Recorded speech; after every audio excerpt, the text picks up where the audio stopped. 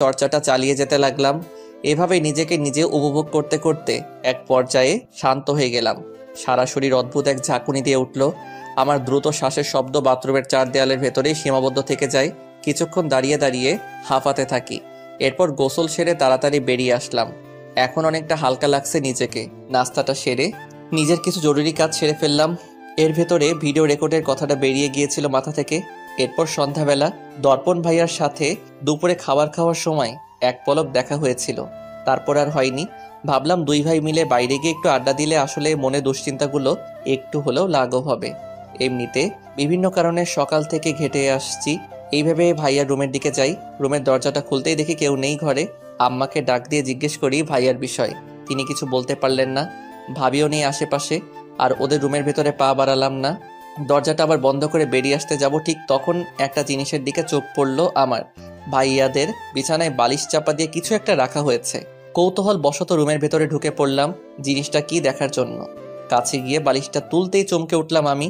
এ তো একটা video record camera. বেশ ভালো দাম দিয়ে কিনেছে বোঝা যাচ্ছে। কিন্তু ভাইয়া ভাবি তো একটিবারের জন্যও বলল না এটা আমায়। ভীষণ খটকা লাগছে বিষয়টা। ওরা তো কিছু লুকোয় না আমার থেকে, নাকি বলতে ভুলে গিয়েছিল কে জানে। যদি ভুলেই যাবে এটা এভাবে বালিশের নিচে লুকিয়ে রাখবে কেন? লক্ষ্য করলাম টেবিলের পাশে কতগুলো কাগজপত্র ছড়িয়ে ছিটিয়ে রাখা হয়েছে।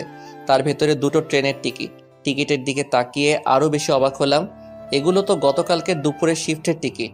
সে অনুযায়ী ওদের বাসতে ফিরতে সন্ধ্যা হওয়ার কথা। তাহলে সকালে ফিরেছে বলল কেন? ভাইয়া ভাবি রাতেই বা কোথায় ছিল? অদ্ভুত ব্যাপার। এটাও গোপন করে রেখেছে আমাদের থেকে। ছোটবেলা থেকে দেখে আসছি বাইরে গিয়ে একটা হোঁচট খেলেও ভাইয়া বাসার সবার সাথে শেয়ার করে। ওর স্বভাবটাই এমন।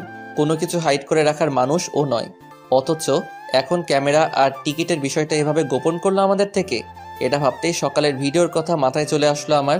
আমার আপত্তিকর ভিডিও ব্ল্যাকমেইলের সাথে এই ঘটনাগুলোর কোনো যোগসূত্র নেই তো? ছি ছি, হেদায়েত করো খোদা। এসব কি ভাবছি আমি নিজের ভাই আর ভাবিকে নিয়ে?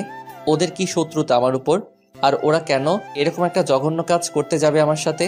তবে এটাও ঠিক, এই মুহূর্তে যে ক্লুগুলো পেলাম আমি, সেগুলো একেবারে ফেলে দেবার মতো নয়। জানি না কি হচ্ছে আমার সাথে। রাতের বেলা আমার ফোনে একটা অচেনা নম্বরে ফোন কল আসে। কলটা রিসিভ করতে ওপাশ থেকে একটা আতঙ্কজনক নারী কণ্ঠ ভেসে আসলো। হ্যালো পল্লব। পল্লব, তুই কোথায় আছিস? কণ্ঠটা ভীষণ পরিচিত মনে হচ্ছে। আরে এটা তো শিমু আপু। শিমু আপুর কণ্ঠ শুনে চমকে উঠলাম আমি। শিমু আপু তুমি? কি হয়েছে তোমার? আমাকে বাঁচা পল্লব, ওরা মেরে ফেলবে আমায়। কি বলছো এসব? কে মেরে ফেলবে তোমায়? তোর দুলাভাই, ও আজ শেষ করে ফেলবে আমাকে। সর্বনাশ হয়ে গেছে। আমাদের দুজনের গতকাল রাতের ঘটনা কেউ রেকর্ড করে নিয়েছে, আর এখন সেগুলো আমার স্বামী মানে তোর দুলাভাইয়ের কাছে পাঠিয়ে দিয়েছে। আমি জানি না কি হবে এখন। আচ্ছা তুমি কোথায় আছো? ঠিকানাটা পাঠিয়ে দাও, আমি দেখি কি করা যায়। প্লিজ কিছু কর। কলটা কেটে বিছানার উপর ধপাস করে বসে পড়লাম। কি করব বুঝতে পারছি না কিছুই। আর লোক জানাজানির ভয় পাচ্ছি না আমি। লোকে সত্যি কথাই বলে, পাপ কোনোদিন চেপে রাখা যায় না। যে করেই হোক সেটা সবার সামনে প্রকাশ পাবেই। আমার আর শিমু আপুর শারীরিক সম্পর্কের কথা সারা পৃথিবী জেনে যাবে। সবার সামনে আমি একটা খারাপ নোংরা ছেলে হিসেবে পরিচিতি পাবো। নিজের মান সম্মানের বলি দেবার জন্য প্রস্তুত করছি নিজেকে। এই নিয়ে আক্ষেপ নেই। তবে মনে একটাই ভয়, ওরা শিমু আপুর কোনো ক্ষতি না করে ফেলে। বাসা থেকে যত দ্রুত সম্ভব বেরিয়ে পড়লাম। কে আমাদের ঘনিষ্ঠ মুহূর্ত ভিডিও রেকর্ড করেছে সেই ভাবনা মাথা থেকে পুরোপুরি বের করে দিয়েছি। এই মুহূর্তে শিমু আপুর কাছে পৌঁছানো সব থেকে বেশি দরকার। যে ঠিকানাটা আমাকে দিয়েছে সেখানে পৌঁছাতে পৌঁছাতে রাত 11টা বেজে যায়। শিমু আপু ওর এক বান্ধবীর বাসায় আশ্রয় নিয়েছে। আমাকে দেখেই জড়িয়ে ধরে হাউমাউ করে কান্না শুরু করে দিল। আমি চরম বিরক্ততার সাথে ওকে ঠেলে দূরে সরিয়ে দেই। আমার ব্যবহারে ভীষণ অবাক হলো শিমু আপু। আমি বেশ রাগান্বিত স্বরে শিমু আপুকে প্রশ্ন করি, কেন আমার সাথে এটা করলে? আমার জীবনটা এইভাবে নষ্ট করে দিলে কেন তুমি?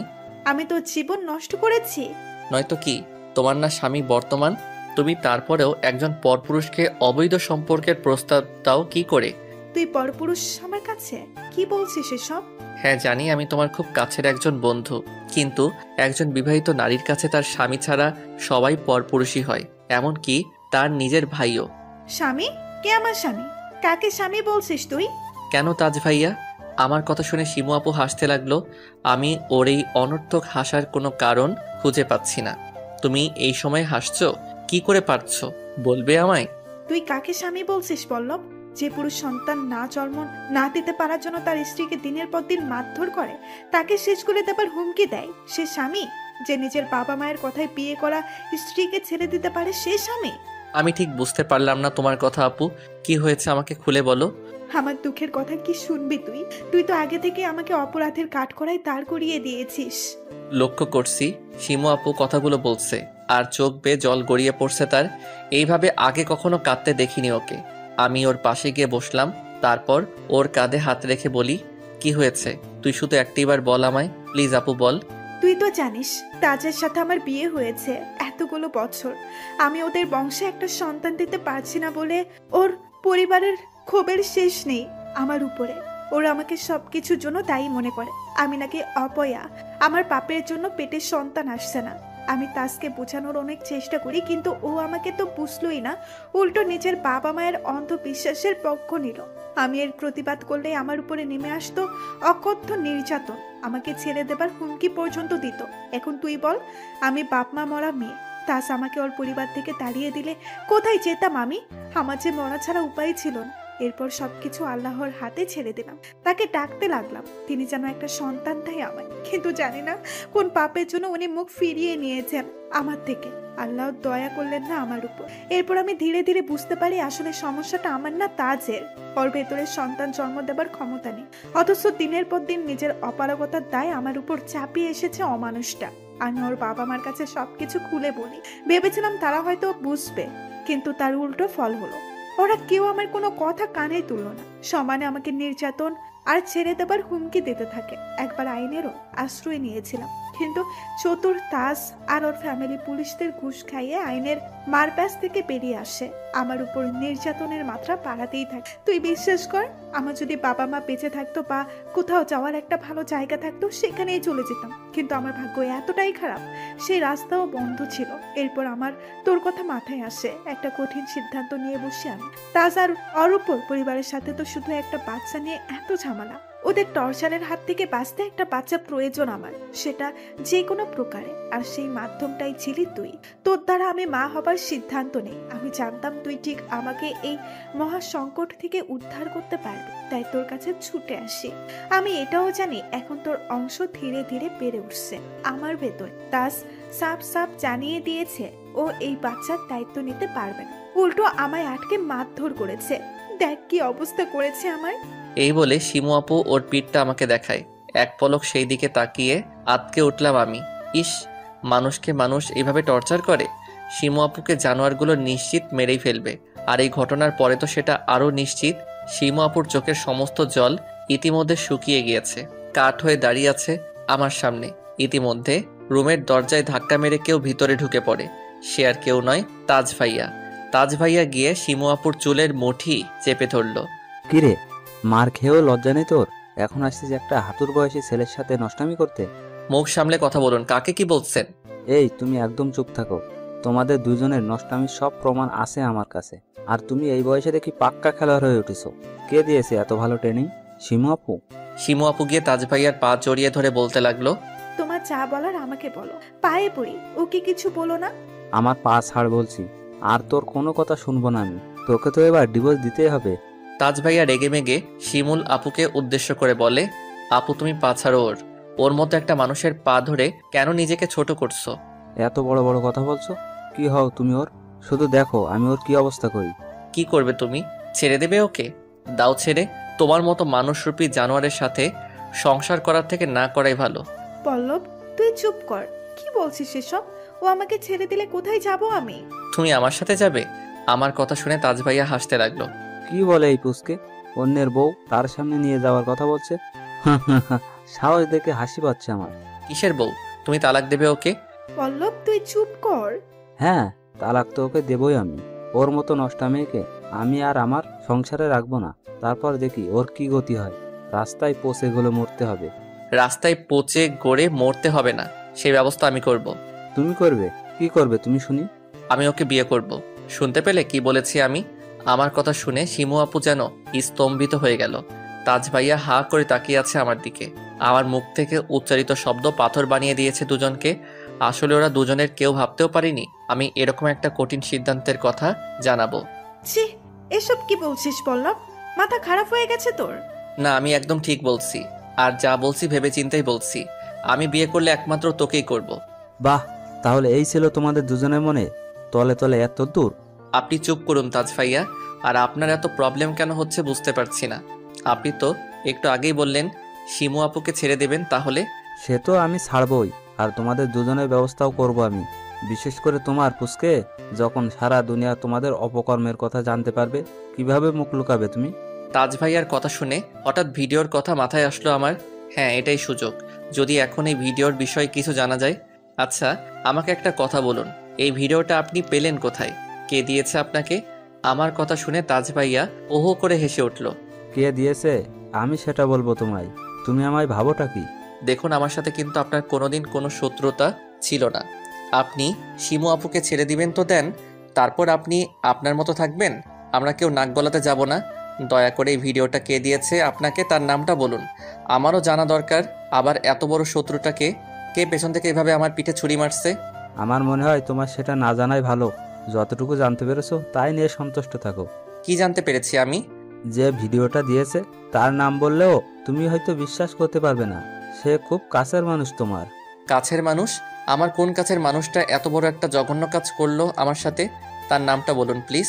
আমি আর কিছু বলতে পারবো না তোমায়, চললাম। আমার কথার কোনো ভ্রুক্ষেপ না করে তাজ ভাইয়া হন হন করে ঘর থেকে বেরিয়ে গেল। শিমু আপু বেরিয়ে যাবে, আমি ঠিক তখন ওর হাতটা ধরি। তুমি কোথায় যাচ্ছ?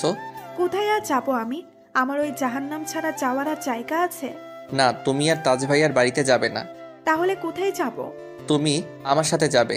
দেখ, ছেলে মানুষই করিস না, এটা হয় না। আমি কেন তোর সাথে যেতে যাব? আমাকে যেতে দে প্লিজ। তুমি গেলে ওরা আবার তোমার উপর টর্চার শুরু করবে। যা বলছি শোনো, যেও না। তুই বলছিস আমি তোর সাথে যাব? ঠিক আছে, তা না হয় গেলাম, কিন্তু কতদিন? কতদিন আমি তোর বাড়িতে গিয়ে উঠে থাকবো? সেই তো ফিরতেই হবে আমায়। তোমাকে আর আমার বাড়ি থেকে ফিরতে হবে না, আমি সেই ব্যবস্থা করব। বিয়ে করব তোমাকে আমি। এগুলো পাগলামি ছাড়া কিছু না। তোমার আর আমার বিয়ে, এটা হয় কখনো? কেন হয় না? আর একটা কথা বলো, যদি কালকের রাতের জন্য তোমার গর্ভে সত্যি আমার বাচ্চা আসে, তো তখন কি করবে তুমি? তাজ ভাইয়া কোনোদিন মেনে নেবে ওই বাচ্চা? সে তো এখন সবটা জানে। কেউ আসবে না, আসার আগেই তাকে শেষ করে দেব আমি। কি বলছো কি এসব? তুমি জানো এটা আরো বড় পাপ। আর তার থেকেও বড় কথা, আমি আমার সন্তানকে নষ্ট করতে দেব না তোমায়। ওকে আমি আমার পরিচয় বড় করব। বড্ড পাকা পাকা কথা বলছিস। তোর মুখে এত ভারী ভারী কথা মানায় না, চুপ কর। আচ্ছা, আর বলবো না। তবে আমি তোমাকে এত বড় একটা অন্যায় করতেও দেব না। এখন আমার সাথে চলো। শিমু আপু কিছুতেই আমার সাথে যেতে চায় না। আমি এক প্রকার জোর করে ওকে আমার গাড়িতে নিয়ে গিয়ে উঠাই, তারপর বাড়ির উদ্দেশ্যে রওনা দেই। জানি না বাড়ির লোকজনকে কিভাবে সামাল দেব। যাই হোক, কিছু একটা বুঝিয়ে বলতে হবে ওদের।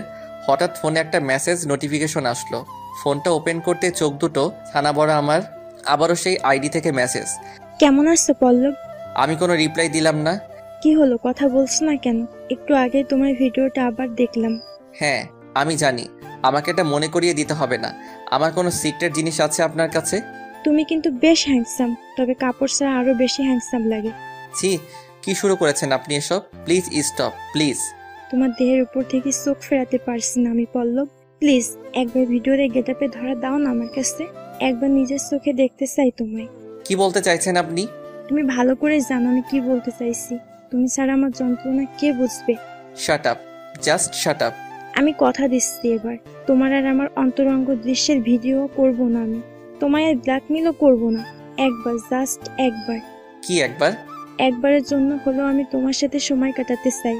তোমার ছোঁয়া না পেলে আমি নিজেকে শান্ত করতে পারবো না কিছুতেই। মরে যাব আমি। তোমার যন্ত্রণায় নিজেকে জর্জরিত করে ফেলতে চাই পল্লব। না, আর পারা যাচ্ছে না। এই নোংরামি রীতিমতো বেড়েই চলেছে। ফোনের ডাটাটা অফ করে গাড়ির সিটের উপরে ছুঁড়ে মারলাম।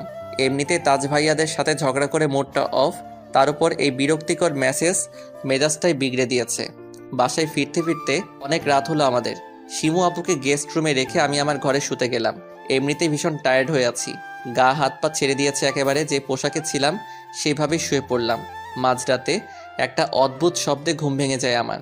শব্দটা যেন ওই পাশের ফ্লোরের দিক থেকেই আসছে, কিন্তু ওদিকে তো স্টোর রুম। স্টোর থেকে এত রাতে কিসের আওয়াজ আসছে? আমি স্টোর রুমের ভেতরে যেতেই কেউ পেছন থেকে লাঠি দিয়ে আমার মাথায় আঘাত করে। একটা অস্ফুট চিৎকার দিয়ে গিয়ে মাটিতে লুটিয়ে পড়লাম আমি। চারদিকটা ক্রমশ অন্ধকার হয়ে আসছে আমার। ভীষণ যন্ত্রণা হতে লাগলো মাথায়। বুঝতে পারলাম আমি জ্ঞান হারাচ্ছি। ঠিক তখন নিজের চোখে একটা অস্পষ্ট মুখ দেখতে পাই, যার হাতে একটা শক্ত মোটা লাঠি। নিজের কাছে চরম অবিশ্বাস্য প্রতিভাত হলেও সে আর কেউ নয়, শিমু আপু নিজেই। ওর হাতের লাঠি বেয়ে এক ফোঁটা উষ্ণ রক্ত আমার গালের উপরে পড়ল। ঘুম ভাঙতে ধরপড় করে বিছানা ছেড়ে উঠে পড়লাম। এটা কি স্বপ্ন দেখলাম আমি? শিমু আপু কেন এমনটা করতে যাবে আমার সাথে? যাক বাবা, স্বপ্ন তো স্বপ্নই হয়, যা কখনোই বাস্তব হবার নয়। হয়তো কাল সারাদিন যে পরিমাণ ধকল গিয়েছে, এরকম উল্টাপাল্টা স্বপ্ন দেখা অস্বাভাবিক কিছু নাই। আচমকা ভাবির কণ্ঠস্বরে চমকে উঠলাম। এ কি, আজ এত তাড়াতাড়ি উঠে গেলে, কি ব্যাপার? না এমনি, ঘুমটা ভেঙে গেল হঠাৎ। আচ্ছা, শিমু আপু কি ঘুম থেকে উঠেছে? হ্যাঁ, উঠেছি অনেক আগে। আজ তোমার শিমু আপু চা করেছে, খেয়ে দেখো তো কে বেশি ভালো চা বানায়, আমি না তোমার শিমু আপু? কি যে বলো না, এই ব্যাপারে তোমার সাথে টেক্কা দিবে এমন কেউ আছে নাকি? আম্মা উঠেছে ভাবি? হ্যাঁ উঠেছে, তুমি চাটা তাড়াতাড়ি খেয়ে নাও, বরং আমার হাতে অনেক কাজ পড়ে আসছে। এই বলে সিমরান ভাবি আমার ঘর থেকে বেরিয়ে যায়। আমি সেদিকে তাকিয়ে চায়ের কাপটা হাতে নেই। চায়ের কাপে চুমুক দিতে দিতে ভাবতে থাকি, কিভাবে যে আম্মা আব্বার সাথে শিমু আপু আর আমার বিষয়ে কথা বলবো। ওরা সবটা শুনে কি আমাদের এই সম্পর্কটা মেনে নেবে? শিমু আপু আমার থেকে বয়সে অনেক বড়, ওর সাথে আমার খাপ খায় না কখনোই। কিন্তু শিমু আপুকে বাঁচাতে আর আমি যে পাপ করেছি, সেদিন রাতে তার প্রায়শ্চিত্ত যে করতেই হবে আমাকে। শিমু আপু যদি সত্যি সত্যি আমার সন্তান ওর গর্ভে ধারণ করে থাকে, সে অবৈধ পরিচয়ে পৃথিবীতে জন্ম নিক, এটা চাই না আমি। শুধু আমি কেন, পৃথিবীর কোনো বাবা এটা চাইতে পারে না? তার সন্তানকে বাইরের জগৎ তুচ্ছ তাচ্ছিল্য করুক, তাকে একটা জারদ সন্তান হিসেবে চিনুক। এটা শোনার থেকে মরে যাওয়া অনেক সুখের। নিজের পরিণতি দেখে আজ নিজেরই প্রতি করুণা হচ্ছে আমার যে বয়সে চুটিয়ে পড়াশোনা করার কথা, খেলাধুলা, বন্ধু বান্ধব নিয়ে আড্ডা দেবার কথা, সেদিনের একটি রাতের গল্প আমার জীবনটাই যেন পাল্টে দিয়েছে। এখন কিনা আমাকে বিয়ে, সন্তান এগুলো নিয়ে ভাবতে হচ্ছে। আমি জানি না কবে এই সব কিছুর থেকে মুক্তি মিলবে আমার, কবে একটু প্রাণ ভরে বিশুদ্ধ মুক্ত আলো বাতাসে নিঃশ্বাস নেব। সবটাই অধরা এখন। শিমু আপু আমাদের বাড়িতে একজন গেস্ট হিসেবেই দেখে যায়। ও এর আগেও আমাদের বাড়িতে বহুদিন, আমার পরিবারের সবার সাথে একটা ভালো পরিচয় ওর, তাই আম্মা আব্বাও অনুমতি দিয়ে দিয়েছেন শিমু আপু যতদিন খুশি এই বাড়িতে থাকতে পারে। এর মাঝে মাঝে সেই ফেক আইডি থেকে মেসেজ আসে আমার কাছে, আমায় নানাভাবে ব্ল্যাকমেইল করার চেষ্টা করে। আমি সমানে ইগনোর করতে থাকি। এভাবে কিছুদিন কেটে যায়। শিমু আপু ডিভোর্স লেটার পাঠিয়ে দিয়েছে অনেক আগেই তাজ ভাইয়াকে। 3 মাস হতে এখনো বেশ কিছুদিন বাকি। ভাবছি 3 মাস পরেই যখন আমার শিমু আবুকে বিয়ে করতে কোনো বাধা থাকবে না, সবাইকে সবটা খুলে বলবো। দর্পণ ভাইয়া আর আব্বা বাড়ির একটা ব্যবসার কাজে বাইরে আছে কিছুদিন ধরে, তাই ভাবি আর আম্মাকে একাই থাকতে হচ্ছে এখন। কয়েকদিন থেকে শিমু আপুর শরীরটা খারাপ যাচ্ছিল। আজ সকালে বমি করেছে কয়েকবার। মা তাই ওকে নিয়ে হাসপাতালে নিয়ে গিয়েছে ডাক্তার দেখানোর জন্য। ঘরে শুয়ে শুয়ে একটা বই পড়ছি, ঠিক তখন আমার ফোনে ভাবি নম্বর থেকে একটা কল আসে। হ্যালো ভাবি, কি হয়েছে, ফোন করছো কেন? পল্লব, একটু আমার ঘরে আসো তো, তাড়াতাড়ি আসো। ভাবির গলা একেবারে ঠিক লাগছে না আমার। কথাগুলো বেশ দ্রুত বলছিল। আমি ফোনটা রেখে দৌড়ে তার ঘরের দিকে যাই। দরজার সামনে গিয়ে বেশ অপ্রস্তুত হয়ে পড়ি। মুহূর্তে দরজার বাইরের দিকে ঘুরে দাঁড়ালাম। কি হলো, ভেতরে আসো। ভাবি বারবার তার ঘরে যেতে বলছে আমাকে। বুঝতে পারছি না কি হয়েছে তার। বুকের উপর থেকে শাড়িটা নিচে পড়ে আছে আর খুব বাজেভাবে বিছানার উপরে শুয়ে আছে। আমাকে দেখে নিজেকে সামলানোর কোনো তারা লক্ষ্য করছি না তার ভেতরে, উল্টো আমাকে তার ঘরের ভেতরে যেতে বলছে। ভাবি তো এরকম আগে কখনো করেনি আমার সাথে, তাহলে আজ হঠাৎ কি হয়ে গেল? আমি আর তার ডাক উপেক্ষা করতে না পেরে ঘরের ভেতরে ঢুকলাম। কি হয়েছে বলো ভাবি? আরে এদিক ওদিক তাকাস তো কেন, আমার কাছে এসে একটু বসো না। এইভাবে ভাবির দিকে চোখ তুলে তাকাতে ভীষণ লজ্জা লাগছে আমার। আজ তার মনের ভেতরে কি চলছে সত্যি তার নাগাল পাচ্ছি না আমি। যাই হোক, আমি ধীরে ধীরে গিয়ে তার পাশে বিছানার উপরে বসলাম। ভাবি আমার হাতটা খপ করে ধরে ফেললো। আমার বুকটা ভীষণ ব্যথা করছে পল্লব, মনে হচ্ছে যন্ত্রণায় মারা যাব। তো আমি কি করব? বুক ব্যথা করছে, ওষুধ খাও। দাঁড়াও, আমি ওষুধ নিয়ে আসছি তোমার জন্য। না, ওষুধ লাগবে না আমার, তুমি আমার কাছে একটু থাকো। এই বলে ভাবি আমার হাতটা তার বুকের উপরে নিয়ে গেল। আমি কোনো প্রকার রেসপন্স করছি না। ভাবি এটা দেখে ভীষণ হতাশ হয়। আমায় একটা কথা বলবে পল্লব, কিছু মনে করবে না তো? আমি হাতটা ভাবির বুকের উপর থেকে সরিয়ে এনে বলি, কি কথা? তোমার ভাইয়ের কি কোনো প্রবলেম ছিল নাকি বিয়ের আগে থেকে? কিসের প্রবলেমের কথা বলছো? তুমি বুঝতে পারছো না? না, সত্যি পারছি না। কিসের প্রবলেম? আমার মনে হয় ওর ভিতরে কোনো সমস্যা আছে, আমরা একদম সুখে নেই পল্লব। ভাবি তুমি তোমাদের স্বামী স্ত্রীর পার্সোনাল কথা আমাকে কেন বলছো? আমার মনে হচ্ছে সকালে শিমু আপুর সাথে তোমারও ডাক্তারের কাছে যাওয়া উচিত ছিল। অসুস্থ হয়ে যাচ্ছ তুমি। আমি একদম ভালো নেই পল্লব, আমার তো মাঝে মাঝে মনে হয় তোমার ভাইয়া কোনো পুরুষই না, ওর ভিতরে কিছু নেই। তাজ্জব বনে যাচ্ছি আমি ভাইয়ার কথা শুনে। এগুলো কোন ধরনের কথা? তবে আমি একটা জিনিস বুঝতে পারছি, ভাইয়া হয়তো ভাবিকে সন্তুষ্ট করতে পারে না, কিন্তু সেটা আমাকে বলার কি মানে হয়? ভাইয়ার কোনো প্রবলেম থাকলে ওকে ডাক্তার দেখাতে বলো ভাবি। ওর দ্বারা কিচ্ছু হবে না, ভেতরে ভেতরে শেষ হয়ে যাচ্ছি আমি পল্লব। লক্ষ্য করলাম ইতিমধ্যে ভাবির হাত আমার পায়ের রানের ওপর খাপচে ধরেছে আমাকে। বুঝতে পেরেছি আমি ধীরে ধীরে কন্ট্রোল হারাচ্ছি। না, এখানে আর এক সেকেন্ড অপেক্ষা করা ঠিক হবে না। হয়তো আবারও কোনো ভুল স্টেপ নিয়ে বসবো। শারীরিক যাতনা এমন এক জিনিস, একবার জাগ্রত হলে তাকে নিয়ন্ত্রণ কষ্টকর। তখন আর ভালো মন্দ জ্ঞান থাকে না কারোর মাথায়। ভাবির হাতটা ছাড়িয়ে বিছানা থেকে উঠে পড়লাম, তারপর রুম থেকে বেরিয়ে যাই। সামনের দিকে আসতেই দেখি শিমু আপু আর মা এইমাত্র বাড়িতে এসে ঢুকলো। শিমু আপু মুখ মলিন করে দাঁড়িয়ে আছে, মা হাস্যোজ্জ্বল দৃষ্টিতে আমার দিকে তাকিয়ে বলল, একটা খুশির খবর আছে বাবা।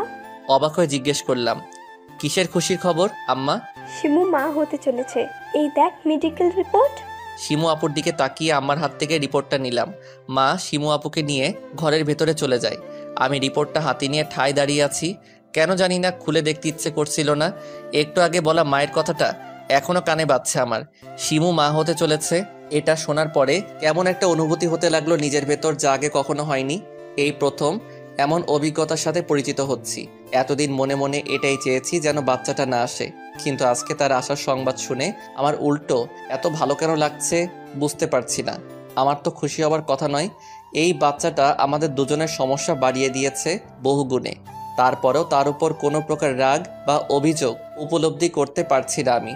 এই অদ্ভুত অনুভূতি কারণ জানা নেই আমার। হয়তো এটাই পিতৃত্ব, যে অভিজ্ঞতার সাথে সবাই একটা নির্দিষ্ট সময়ের সাথে পরিচিত হয়। আমার ক্ষেত্রেও তাই ঘটছে। শিমু আপুর সাথে এই মুহূর্তে কথা বলা জরুরি। জানি ও পুরোপুরি ভেঙে পড়েছে। ফাইলটা হাতে নিয়ে শিমু আপুর রুমে গেলাম। ও নেই রুমে, ওয়াশরুমের দরজা অফ, তার মানে ওয়াশরুমের ভেতরেই আছে। ফাইলটা রেখে ঘর থেকে বেরিয়ে আসবো, ঠিক তখন শিমু আপুর ফোনটা বেজে উঠল। ফোনের স্ক্রিনের দিকে তাকিয়ে খানিকটা স্তম্ভিত হয়ে গেলাম। এটা তো তাজ ভাইয়ার ফোন কল। তাজ ভাইয়া শিমু আপুকে ফোন কেন করলো?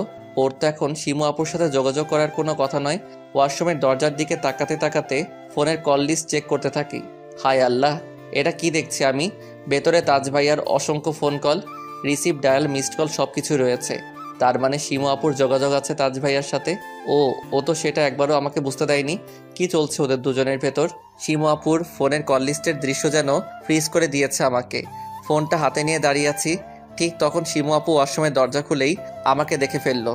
লক্ষ্য করলাম ও যেন একটু চমকে উঠলো আমাকে দেখে। শিমু আপু, তাজ ভাইয়ের সাথে তোমার যোগাযোগ আছে, এটা আগে তো বলনি আমায়। যোগাযোগ আছে মানে কিসের যোগাযোগ? এই ফোনগুলো কিসের তাহলে? আমি ফোনটা এগিয়ে দেই শিমুলাপুর দিকে। তুই জানিস না, তাস মাঝে মধ্যেই আমায় কল দিত, এখনো দেয়। কেন? ওনার তোমার সাথে কি এমন কথা থাকতে পারে এখন? কি আর কথা থাকবে? আমায় বিরক্ত না করলে ওর পেটের ভাত হজম হয়। এখানে আমি ভালো আছি, সেটা যে সহ্য করতে পারে না। সে না হয় না বুঝলাম, তাজ ভাইয়া মাঝে মধ্যে তোমায় কল দিয়ে বিরক্ত করে, কিন্তু ডায়াল কলগুলো কিসের? তুই কি আমাকে সন্দেহ করিস পল্লব? এভাবে পুলিশের মতো জেরা করছিস কেন? ছি, আমি তোমাকে সন্দেহ কেন করব? আমি জাস্ট জানতে চাইছি, আর কিছু না।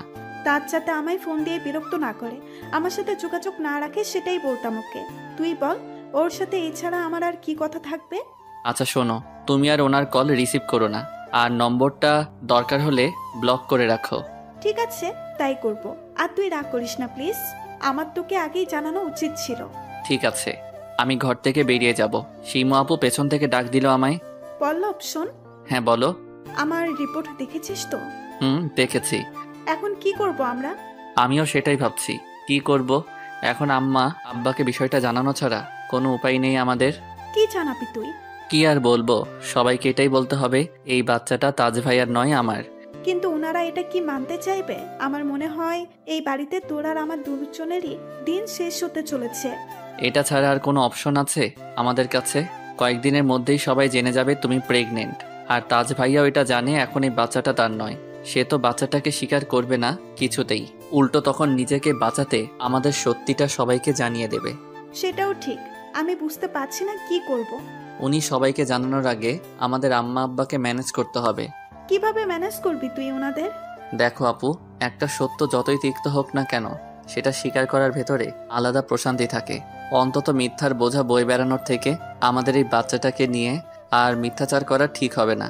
আমি ঠিক বাড়ির সবাইকে ম্যানেজ করে নিব, যাতে তারা সবাই তোমার আমার বিয়েটা মেনে নেয়। তুই তুই কি বলছিস আমি জানি না। তোর আমার বিয়ে, এটা ভাবতেও আমি জানি না কি হবে। এই বাচ্চাটাকে বাঁচিয়ে রাখতে আমাদের বিয়ে ছাড়া কোনো অপশন নেই। আর বয়সের ব্যবধান তো কি হয়েছে, আমাদের ধর্মেও জায়েজ আছে এটার। শিমু আপু আমার কথা শুনে কাঁদতে লাগলো। ওর কান্নার কারণটা বুঝতে পারছি আমি। এই সময়ে ও মুখে না বললেও ওর ওপর থেকে যে ঝড় বয়ে যাচ্ছে সেটা উপলব্ধি করতে পারি আমি। আমাকে যত দ্রুত সম্ভব এই সমস্ত পরিস্থিতি ঠিক করতে হবে, না আর কিছুর জন্য না হোক নিজের সন্তানের জন্য হলেও। এসব ভেবে ঘর থেকে বেরিয়ে গেলাম। বেরিয়ে মেইন গেটের সামনে আসি, একটু বাইরে যাব বলে ঠিক তখন কেউ পেছন থেকে এসে চোখ দুটো চেপে ধরলো আমার। আমি একটু হলেও সেই হাতের স্পর্শ অনুমান করতে পারলাম। প্রাচী, তুমি কখন এলে? মেয়েটা আমাকে ছেড়ে দিয়ে হো হো করে হেসে উঠল। আমি পেছন ঘুরে তাকাই। হ্যাঁ, আমার অনুমানই ঠিক। প্রাচী আমার ভাবির ছোট বোন, অর্থাৎ দর্পণ ভাইয়ার শালিকা। ওর সাথে আমার বেশ ভালো বন্ধুত্বপূর্ণ সম্পর্ক, যদিও ও আমাদের বাড়িতে খুব একটা আসে না। তবে আমার মাঝে মধ্যেই ভাইয়া আর ভাবির সাথে ওদের বাড়িতে যেতাম। প্রায় 6 মাসের ওপরে কোনো প্রকার যোগাযোগ ছিল না আমাদের ভেতরে। তার মানে এখনো মনে রেখেছেন আমাকে? কি যে বলো না, তোমাকে ভুলতে পারি? আর আমি যাকে একবার দেখি সারা জীবনেও ভুলি না। তাই নাকি? হঠাৎ এইভাবে না জানিয়ে এলে, আমাদের কাউকে বললে আমরা না হয় তোমাকে গিয়ে নিয়ে আসতাম। আমি তো জানাতেই চেয়েছিলাম আপনাকে, কিন্তু আপু আর দুলাভাই এমন জরুরি তলব করলো, সঙ্গে সঙ্গে চলে আসতে হলো। ভাবি আর ভাইয়া ডেকেছে তোমায়? হুম। তা কি এমন জরুরি কারণে ডাকলো? সে কি জানি আমি। আচ্ছা শুনুন, আমি শিমু আপুর সাথে একটু দেখা করে আসি, পর না হয় কথা বল। এই বলে প্রাচী চলে গেল। ও শিমুল আপুকে আগে থেকেই চেনে, খুব ভালো করেই। কিন্তু একটা ব্যাপার খটকা লাগছে আমার কাছে। ভাইয়া আর ভাবি প্রাচীকে জরুরি তলব কেন করলো? কি করতে চাইছে ওরা? ভাইয়া ভাবির সাথে বিষয়টা নিয়ে কথা বলা দরকার। ওদের রুমের দিকে এগিয়ে যেতেই ভেতর থেকে আম্মার গলার আওয়াজ শুনতে পাই। আম্মা, ভাবি, ভাইয়া কোন একটা বিষয় নিয়ে কথা বলছে। আমি ভিতরে না ঢুকে দরজার বাইরে দাঁড়িয়ে শোনার চেষ্টা করছি ওরা কি বলছে। কাবিনটা তো করে রাখাই যায়। হ্যাঁ আম্মা, আমিও তাই ভাবছি। বিয়ের অনুষ্ঠান না করি এখন, অন্তত কাবিনটা করে রাখাই যায়। তারপর ওরা দুজন যে যার মতো থাকবে। বুঝতে পারছি না এরা কিসের কাবিন আর বিয়ের কথা বলছে। একটা অদ্ভুত কৌতূহলের সৃষ্টি হয় আমার মনের ভেতর। আচ্ছা, আমি পল্লবীর সাথে কথা বলি আগে, তোরা কি বলিস? আম্মা ভাইয়া আর ভাবিকে প্রশ্ন করে। হ্যাঁ বলো, তবে আমাদের সিদ্ধান্তটাই কিন্তু বহাল থাকবে আম্মা। পল্লবের সাথে প্রাচীর কাবিন ফাইনাল, আর সেটা যত দ্রুত সম্ভব। আমরা জানি ও এই প্রস্তাবে না করতে পারবে না। ওরা একে অপরকে খুব ভালো করেই চেনে। কথাগুলো শুনে যেন বুকটা মোচড় দিয়ে উঠলো আমার। মাথাটা ভন ভন করে ঘুরতে লাগলো। ভাইয়া ভাবি হঠাৎ আমার বিয়ে নিয়ে এত উঠে পড়ে লেগেছে কেন? ওরা কোনোভাবে আমার আর শিমু আপুর ব্যাপারটা জেনে যায়নি তো? হয়তো এটা ওদের একটা চাল আমাকে বাজেভাবে ফাঁসানোর জন্য। কিন্তু এই মুহূর্তে আমি শিমু আপুকে ছেড়ে অন্য কারোর সাথে কাবিন করব কি করে, যার গর্ভে কিনা আমার সন্তান বড় হচ্ছে? হে খোদা, এ কোন বিপাকে ফেললে তুমি আমায়? তোর সাথে আমাদের একটা বিষয়ে কথা বলার আছে। আমরা জানি তুই আমাদের কথার সম্মান রাখবি। ভাইয়া আমাকে উদ্দেশ্য করে বলে। ঘরের ভেতরে আমি, ভাইয়া, ভাবি আর আম্মা, দরজার বাইরে শিমু আপুর সাথে প্রাচী দাঁড়িয়ে। ওরা আমাদের ভেতরের বাক্যালাপ মনোযোগ দিয়ে শুনছে। হ্যাঁ বলো, কি বলতে চাও? দেখ ভাই, তুই হয়তো শুনে অবাক হবি, তোর কাছে এটা তাড়াহুড়া মনে হতে পারে, তারপরেও বলছি। আমি খুব ভালো করে জানি এরা আমাকে কি বলার জন্য ডেকেছে এখানে, তবুও সবটা না জানার নাটক চালিয়ে যাচ্ছি। আরে বলো না ভাইয়া, কি হয়েছে? আমরা তোর সাথে প্রাচীর কাবিন করে রাখতে চাই। এক্ষুনি বিয়ের অনুষ্ঠান করব না, তবে তোদের কাবিনটা এক্ষুনি করে রাখতে চাই। তোর কোনো আপত্তি নেই তো? ভাইয়ার মুখের কথা শুনে আমি দরজার দিকে তাকালাম। শিমু আপুর মুখ বিষণ্ণতায় আচ্ছন্ন হয়ে আছে। সব থেকে বেশি অবাক হচ্ছি প্রাচীর প্রতিক্রিয়া দেখে। তার মানে ও আগে থেকেই জানতো সবটা, নয়তো একটু হলো নিজের বিয়ের কথা অবাক হতো। আমি এই মুহূর্তে ভাইয়া, ভাবি আর আম্মাকে কি করে শিমু আপু আর আমাদের বাচ্চার বিষয়ে বলবো বুঝতে পারছি না। কি হলো, কথা বলছিস না কেন? তোর প্রাচীকে বিয়ে করতে কোনো আপত্তি নেই তো? আচ্ছা, তোমার বাইরে কোনো অ্যাফেয়ার ট্যাফেয়ার নেই তো? ভাবির কথা শুনে ভাইয়া হেসে উঠলো হো হো করে। কি যে বলো না তুমি, ও করবে অ্যাফেয়ার? তাইলেই হয়েছে। মেয়েদের সামনে দাঁড়িয়ে কথা বলতে দেখেছে কোনোদিন ঠিকঠাক? তাছাড়া আমি আমার ভাইকে ভালো করে চিনি। ওর কারোর সাথে সেই রকম কিছু থেকে থাকলে আমাদের নিশ্চয়ই বলতো। আর 5টা ছেলে মেয়েদের মতো লুকিয়ে রিলেশন করার শিক্ষা আমরা দেইনি ওকে। সর্বনাশ, ভাইয়া এগুলো এখন কেন বলছে? ওর এই কথাগুলো আমার সত্যিটা প্রকাশ করার ক্ষেত্রে আরো বেশি বাধা সৃষ্টি করছে। ওরা এতটা অন্ধের মতো বিশ্বাস করে আমায়। এখন কি করে জানাবো আমি যে আমার সাথে কারোর অবৈধ সম্পর্ক হয়েছে, এমনকি আমার বাচ্চা তার গর্ভে? আমি ইনোসেন্ট নই, অনেক আগেই নিজেকে নষ্ট করে ফেলেছি। এটা শোনার পরে ওরা কি কখনো ক্ষমা করতে পারবে আমায়? কি করে মুখ দেখাবো সবার সামনে? যতটুকু সাহস সঞ্চয় করে এসেছিলাম সবটা ভাইয়ার কথা শুনে ছাই হয়ে গেল। আর কিছু বলা হলো না আমার। মাথা নিচু করে বসে রইলাম। চুপ করে আছিস যে, কিছু বল। কি বলবো আমি? আমার মনে হয় প্রাচীর সাথে কথা বলা দরকার তোমাদের সবার আগে। আরে তুমি ওর কথা ছাড়ো, তুমি রাজি কিনা সেটা বলো। তবে এটা ঠিক, আমার বোনের জন্য তোমার থেকে ভালো জামাই আর দুটো কোথাও পাবো না আমি। এবার বুঝেছি, ভাবি হয়তো গতকাল নাটক করেছিল আমার সাথে। দেখতে চেয়েছিল আমি কেমন ধরনের ছেলে, তা না হলে উনি এমন ব্যবহার কেন করবেন আমার সাথে। এখন বুঝতে পারছি ওনার বলার সমস্ত কথাগুলো মিথ্যে। উনি আসলে যাচাই করতে চেয়েছিল আমায় নিজের বোনের জন্য। কি হলো, তুই কি এখনো চুপ করে থাকবি? চুপ করে আসছো কেন, বুঝতে পারছো না? বেচারা সবার সামনে বড্ড লজ্জা পাচ্ছে যে। ওই এই বিয়েতে রাজি, মুখের দিকে তাকিয়ে দেখো, ঠিক বোঝা যাচ্ছে। সবাই নিজেদের মনের কথাগুলো আমার উপরে চাপিয়ে দিয়ে পরোক্ষভাবে রাজি করিয়ে দিল আমায়। আমি আর কিছু বললাম না, মাথা নিচু করে ঘর থেকে বেরিয়ে আসি। দরজার সামনে আসতেই শিমু আপু আর প্রাচীর মুখোমুখি হই। প্রাচী আমায় দেখে লজ্জায় পালিয়ে গেল। এদিকে শিমু আপুর চোখ জলে ছলছল করছে, এক দৃষ্টিতে তাকিয়ে আছে আমার দিকে। ওর দিকে অবলোক তাকিয়ে চলে গেলাম। এরপর রাতের বেলা একটু তাড়াতাড়ি শুয়ে পড়েছি আজকে। এমনিতেই শরীরটা ভালো নেই, তার উপর মাথায় নানাবিধ চিন্তা। বাড়ির সবাই পাগল করে ছাড়বে আমায়। একদিকে শিমু আপু, অন্যদিকে আমার বিয়ে। শাঁখের করাতের মতো অবস্থায় পড়ে আছি আমি। দিনের কথাগুলো ভাবতে ভাবতে কখন যে ঘুমিয়ে পড়েছি খেয়াল নেই। হঠাৎ একটা অনাকাঙ্ক্ষিত স্পর্শে ঘুম ভেঙে গেল আমার। ব্ল্যাঙ্কেটের ভেতরে কারোর অস্তিত্ব অনুভব করছি আমি। দুটো নরম হাত আমাকে পেছন থেকে জড়িয়ে ধরেছে। ধীরে ধীরে ঘুরে তাকালাম আমি। আরে এ তো প্রাচী। প্রাচী এত রাতে এখানে কেন? আমি কিছু বলতে যাব ঠিক তখন ও আমার মুখটা চেপে ধরলো। তারপর কানের কাছের মুখটা নিয়ে ফিসফিস করে বলে লাগলো, কোনো কথা বলো না, বাড়ির লোকজন জেগে যাবে। তুমি এসেছো কেন এত রাতে? কেউ দেখে ফেললে সর্বনাশ হবে। চলে যাও প্লিজ। হোক সর্বনাশ, আজ আমি নিজের সর্বনাশ করতেই এসেছি এখানে। মানে কি বলছো তুমি? প্লিজ আমাকে একটু ভালোবাসো না, তোমার ভালোবাসা পেতে বড্ড ইচ্ছে করছে। পাগল হয়ে গেছো নাকি? চলে যাও। হ্যাঁ, পাগল হয়ে গেছি। আজকের রাতে আমার সমস্ত পাগলামি সহ্য করতে হবে তোমায়। এই বলে প্রাচী আমার টি শার্টের বোতাম খুলতে লাগলো। শার্টটাকে চেয়ারের উপর ছুঁড়ে ফেলে তারপর আমার বুকে আলতো করে একটা চুমু দিল। মুহূর্তে সারা শরীর কেঁপে উঠল আমার। একটা ঝাঁকুনি অনুভব করলাম। প্রাচী এক পর্যায়ে আমার বেল্টে হাত দিল। হাত দিয়ে খোলার চেষ্টা করছে। আমি ওকে থামিয়ে দিলাম। এবার কিন্তু বাড়াবাড়ি হচ্ছে। এসব করব না এখন। করবে না মানে? তুমি কি পুরুষ নও? না, ভালো লাগছে না আমার। প্লিজ না করো না, দেখো তোমার ভালো লাগার ব্যবস্থা আমি করছি। নিরুপায় হয়ে প্রাচীর কাছে নিজেকে সঁপে দিলাম আমি। আমাকে পুরোপুরি বিবস্ত্র করে দিল ও। তারপরেও নিজেও শরীরের সমস্ত পোশাক একে একে খুলতে থাকে। ড্রিম লাইটের আলোতে এক দৃষ্টিতে আমি নিরীক্ষণ করে চলছি ওকে। এরপর নিজে থেকে ওকে কাছে টেনে নিয়ে জড়িয়ে ধরি। কি হলো, শরীর ভালো হয়ে গেল এখন তোমার? শাট আপ, আমায় বাধ্য করলে তুমি। দেখো আজ তোমার কি অবস্থা করি আমি। কি করবে শুনি? মেরেই ফেলবো আজ তোমাকে। শুধু মুখেই বলবে নাকি কাজে করে দেখাবে? ওয়েট। এক লাফে প্রাচীর ওপরে নিজের আধিপত্য বিস্তার করে নিলাম আমি। তারপর ওকে নিজের বাহু দিয়ে শক্ত করে চেপে ধরলাম। প্রাচীর গোঙানির আওয়াজে সারা ঘর আন্দোলিত হয়ে উঠল।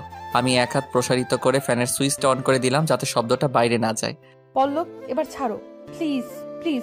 আর একটু সময় অপেক্ষা করো না। প্লিজ ছাড়ো, আমার কষ্ট হচ্ছে ভীষণ। আমি ওর কোনো কথাই কানে তুলছি না।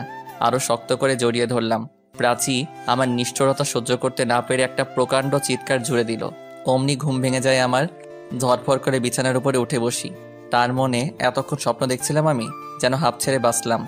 আবারও প্রাচীর সে চিৎকারের শব্দ কানে ভেসে আসলো আমার। তবে এবার আর স্বপ্নে নয়, বাস্তবে। বাস্তব আর স্বপ্ন যেন মিলেমিশে একাকার হয়ে যাচ্ছে। বিছানা থেকে উঠে বাইরে ছুটে গেলাম। ভাইয়া আর ভাবিও উঠে এসেছে ইতিমধ্যে। প্রাচীর গলার আওয়াজ না? হ্যাঁ, আমি স্পষ্ট শুনতে পেলাম। ও এত রাতে বাইরে কি করছে? তোমরা প্লিজ এখন এত কথা বলো না, চলো গিয়ে ওকে খুঁজি। আমার কিন্তু খুব ভয় করছে। ভাবি তুমি এত টেনশন করো না, দেখছি আমরা। শব্দটা অনুসরণ করে আমি, ভাবি আর ভাইয়া বাড়ির পেছনের গার্ডেনের দিকে গেলাম। সেখানে যেতেই ভাবি প্রাচীকে অজ্ঞান হয়ে পড়ে থাকতে দেখে চিৎকার জুড়ে দিল। আমরা সবাই ছুটে যাই ওর কাছে। অজ্ঞান হয়ে মাটিতে পড়ে আছে প্রাচী। ওর মাথাটা দিয়ে অসম্ভব রকমের রক্তক্ষরণ হচ্ছে। স্পষ্ট বোঝা যাচ্ছে কেউ অ্যাটাক করেছে ওর উপর। ভাইয়া প্রাচীকে কোলে তুলে দ্রুত গতিতে ভেতরের দিকে চলে গেল। ভাবিও তার সাথে কান্না করতে করতে এগিয়ে গেল। আমি স্থির হয়ে দাঁড়িয়ে আছি। বাড়ির ভেতরে আম্মা, শিমু আপু, ভাইয়াদের সবার শোরগোলের আওয়াজ শোনা যাচ্ছে। প্রাচীর রক্তের দিকে চটের আলো ফেলে তাকিয়ে আছি সেই দিকে। বুঝতে পারছি না কে অ্যাটাক করলো ওকে, ওর উপর কার কিসের এত রাগ, আর ওকে মেরেই বা তার কী লাভ। আলোতে একটু পাশে নিতেই একটা অদ্ভুত জিনিস দেখে চমকে উঠলাম। শিমু আপুর একটা ভাঙা কাচের চুড়ি রক্তের পাশে পড়ে আছি। চুড়িগুলো চিনতে এক মুহূর্ত ভুল হলো না আমার, কারণ এগুলো গত পরশুই আম্মা কিনে দিয়েছিল ওকে, স্পষ্ট মনে আছে। তাহলে কি শিমু আপুও ছিল এখানে? ও কোনোভাবে প্রাচীকে, কিন্তু কেন? হায় খোদা, এটা হয় কি করে? শিমু আপুর চুড়ি এখানে এলো কি করে? ভাঙা চুড়িগুলো আমি মাটি থেকে কুড়িয়ে নিলাম। কিছু টুকরোতে প্রাচীর রক্ত মিশে আছে, তারপরেও কুড়িয়ে নেই। বাড়ির ভেতরে ঢুকে দেখি ইতিমধ্যে গাড়ি এসে গেছে। ভাইয়া আর ভাবি গাড়িতে তুলে হাসপাতালের উদ্দেশ্যে রওনা হলো। আমাকে বলল যেন সকালবেলা হাসপাতালে যাই। এই মুহূর্তে বাড়ি খালি করে সবার বেরিয়ে যাওয়া ঠিক হবে না। প্রাচীর অবস্থা এতটাই সাংঘাতিক, ওকে জরুরি ভিত্তিতে হাসপাতালে নিতে হলো। বাড়িতে এখন শুধু মা আর শিমু আপু। আমি আর দেরি না করে সোজা শিমুর রুমে গেলাম। ও শোবার জন্য প্রস্তুতি নিচ্ছিল। আমি ভেতরে ঢুকতেই চমকে উঠল। আরে কি হলো, তুই এখন আমার ঘরে? আমি তো চমকেই উঠেছিলাম। ইদানিং তুমি একটু বেশি চমকাচ্ছ না শিমু আপু? মানে কি বলতে চাইছিস তুই? আমি আর কোনো কথা না বলে চুরির ভাঙা টুকরোগুলো শিমু আপুর সামনে ধরলাম। ও কিছুক্ষণ তাকিয়ে রইল সেগুলোর দিকে। কি এগুলো? এগুলো ভাঙা গাছের চুড়ি। তো আমি কি করব? আমাকে দেখাচ্ছিস কেন? কারণ এগুলো তোমার কাছের চুড়ি, যেগুলো আম্মা কিনে দিয়েছিল তোমায়। মাথা খারাপ হয়ে গেছে নাকি তোর? এই চুড়িগুলো আমার কেন হতে যাবে? দাঁড়া, তোকে দেখাচ্ছি। শিমু আপু আমাকে অবাক করে দিয়ে ড্রয়ার থেকে ওর নতুন কাচের চুড়িগুলো বের করে আমাকে দেখালো। কি হলো, এবার মুখ বন্ধ কেন? কিছু বল। এগুলো তোমার নয় তাহলে? আর আমি কি ভেবেছিলাম? ছি, তুই আমাকে সন্দেহ করছিস? তুই ভাবছিস আমি প্রাচীকে? ভাবলি কি করে এসব তুই? ও আমার বোনের থেকে কম নয় কোনো অংশে। আচ্ছা সরি, আমি বোধহয় একটু বেশি ভেবে ফেলেছি। প্লিজ আমার কথায় রাগ করো না তুমি। শিমু আপুর ঘর থেকে বেরিয়ে এলাম। সত্যি এগুলো আমারই বাড়াবাড়ি। সেদিন তাজ ভাইয়াকে নিয়ে আজ আবার চুরি। আমি শিমু আপুর ওপর অতিমাত্রায় সন্দেহপ্রবণ হয়ে উঠছি। আমার এই ব্যবহার শিমু আপুকে কষ্ট দিচ্ছে। এরপর থেকে আর কোনো বিষয়ে নিশ্চিত না হয়ে কথা বলবো না ওর বিষয়ে। এই সময়ে আমার ওর প্রতি অনেক বেশি যত্নশীল হওয়া উচিত, সেটা না করে অযথা সন্দেহ করে যাচ্ছি। পরের দিন সকালে হাসপাতালে প্রাচীকে দেখতে গেলাম আমি। ওর শারীরিক অবস্থা এখন অনেকটাই অনুকূলে। ডাক্তার জানিয়েছেন আর একটু ট্রিটমেন্ট নিলেই পুরোপুরি সুস্থ হয়ে উঠবে। প্রাচীর কেবিনে গেলাম আমি। গিয়ে দেখি দুটো মোটা মালিশ মাথার নিচে রেখে শুয়ে আছে। আমাকে দেখে একটা মুচকি হাসি দিল প্রাচী। ওর পাশে গিয়ে একটা টুলের উপরে বসলাম। এখন কেমন লাগছে প্রাচী? অনেকটা ভালো। বাহ, তুমি জানো আম্মা গত রাতে চোখের পাতা এক করতে পারিনি তোমার চিন্তায়। আর তুমি? প্রাচীর এই প্রশ্ন একটু হলেও সংকোচে ফেলে দিল আমায়। কি বলবো ওকে বুঝতে পারছি না। আমার একটা হাত নিজের দিকে টেনে নিল ও। বলো, তোমার চিন্তা হয়নি আমার জন্য? কেন হবে না, নিশ্চয়ই হয়েছে। তুমি অতিথি আমাদের বাড়ির। শুধুই অতিথি, আর কিছু নই। এখন চুপ থাকো। ডাক্তার এমনিতেই তোমার সাথে বেশি কথা বলতে নিষেধ করেছে। পুরোপুরি সুস্থ হওনি তুমি। ঠিক আছে, বেশি কথা বলবো না। আমার একটা শেষ প্রশ্নের উত্তর দাও। কি প্রশ্ন? তুমি আমায় বিয়ে করবে তো? এখন এই প্রশ্ন কেন? ভাইয়া বলেছে আমি সুস্থ হলেই নাকি যত দ্রুত সম্ভব আমাদের কাবিনের ব্যবস্থা করবে। কখন বললে এই কথা? এই তো একটু আগে। আচ্ছা আমি উঠি এখন, তুমি রেস্ট নাও। আমি উঠে বেরিয়ে যাব, ঠিক তখন প্রাচী পেছন থেকে আবারও বলে উঠল আমায়। তুমি কিন্তু এখনো আমার প্রশ্নের উত্তর দিলে না। বলো, আমায় বিয়ে করতে তোমার কোনো আপত্তি নেই তো? আমি ওর কথার কোনো উত্তর না দিয়ে বেরিয়ে গেলাম।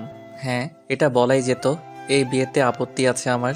কিন্তু যখন সেই আপত্তির কারণ জিজ্ঞেস করা হতো, কি উত্তর দিতাম আমি? এই ভয় আর সংকোচটাই কুড়িয়ে কুড়িয়ে মারে আমায়।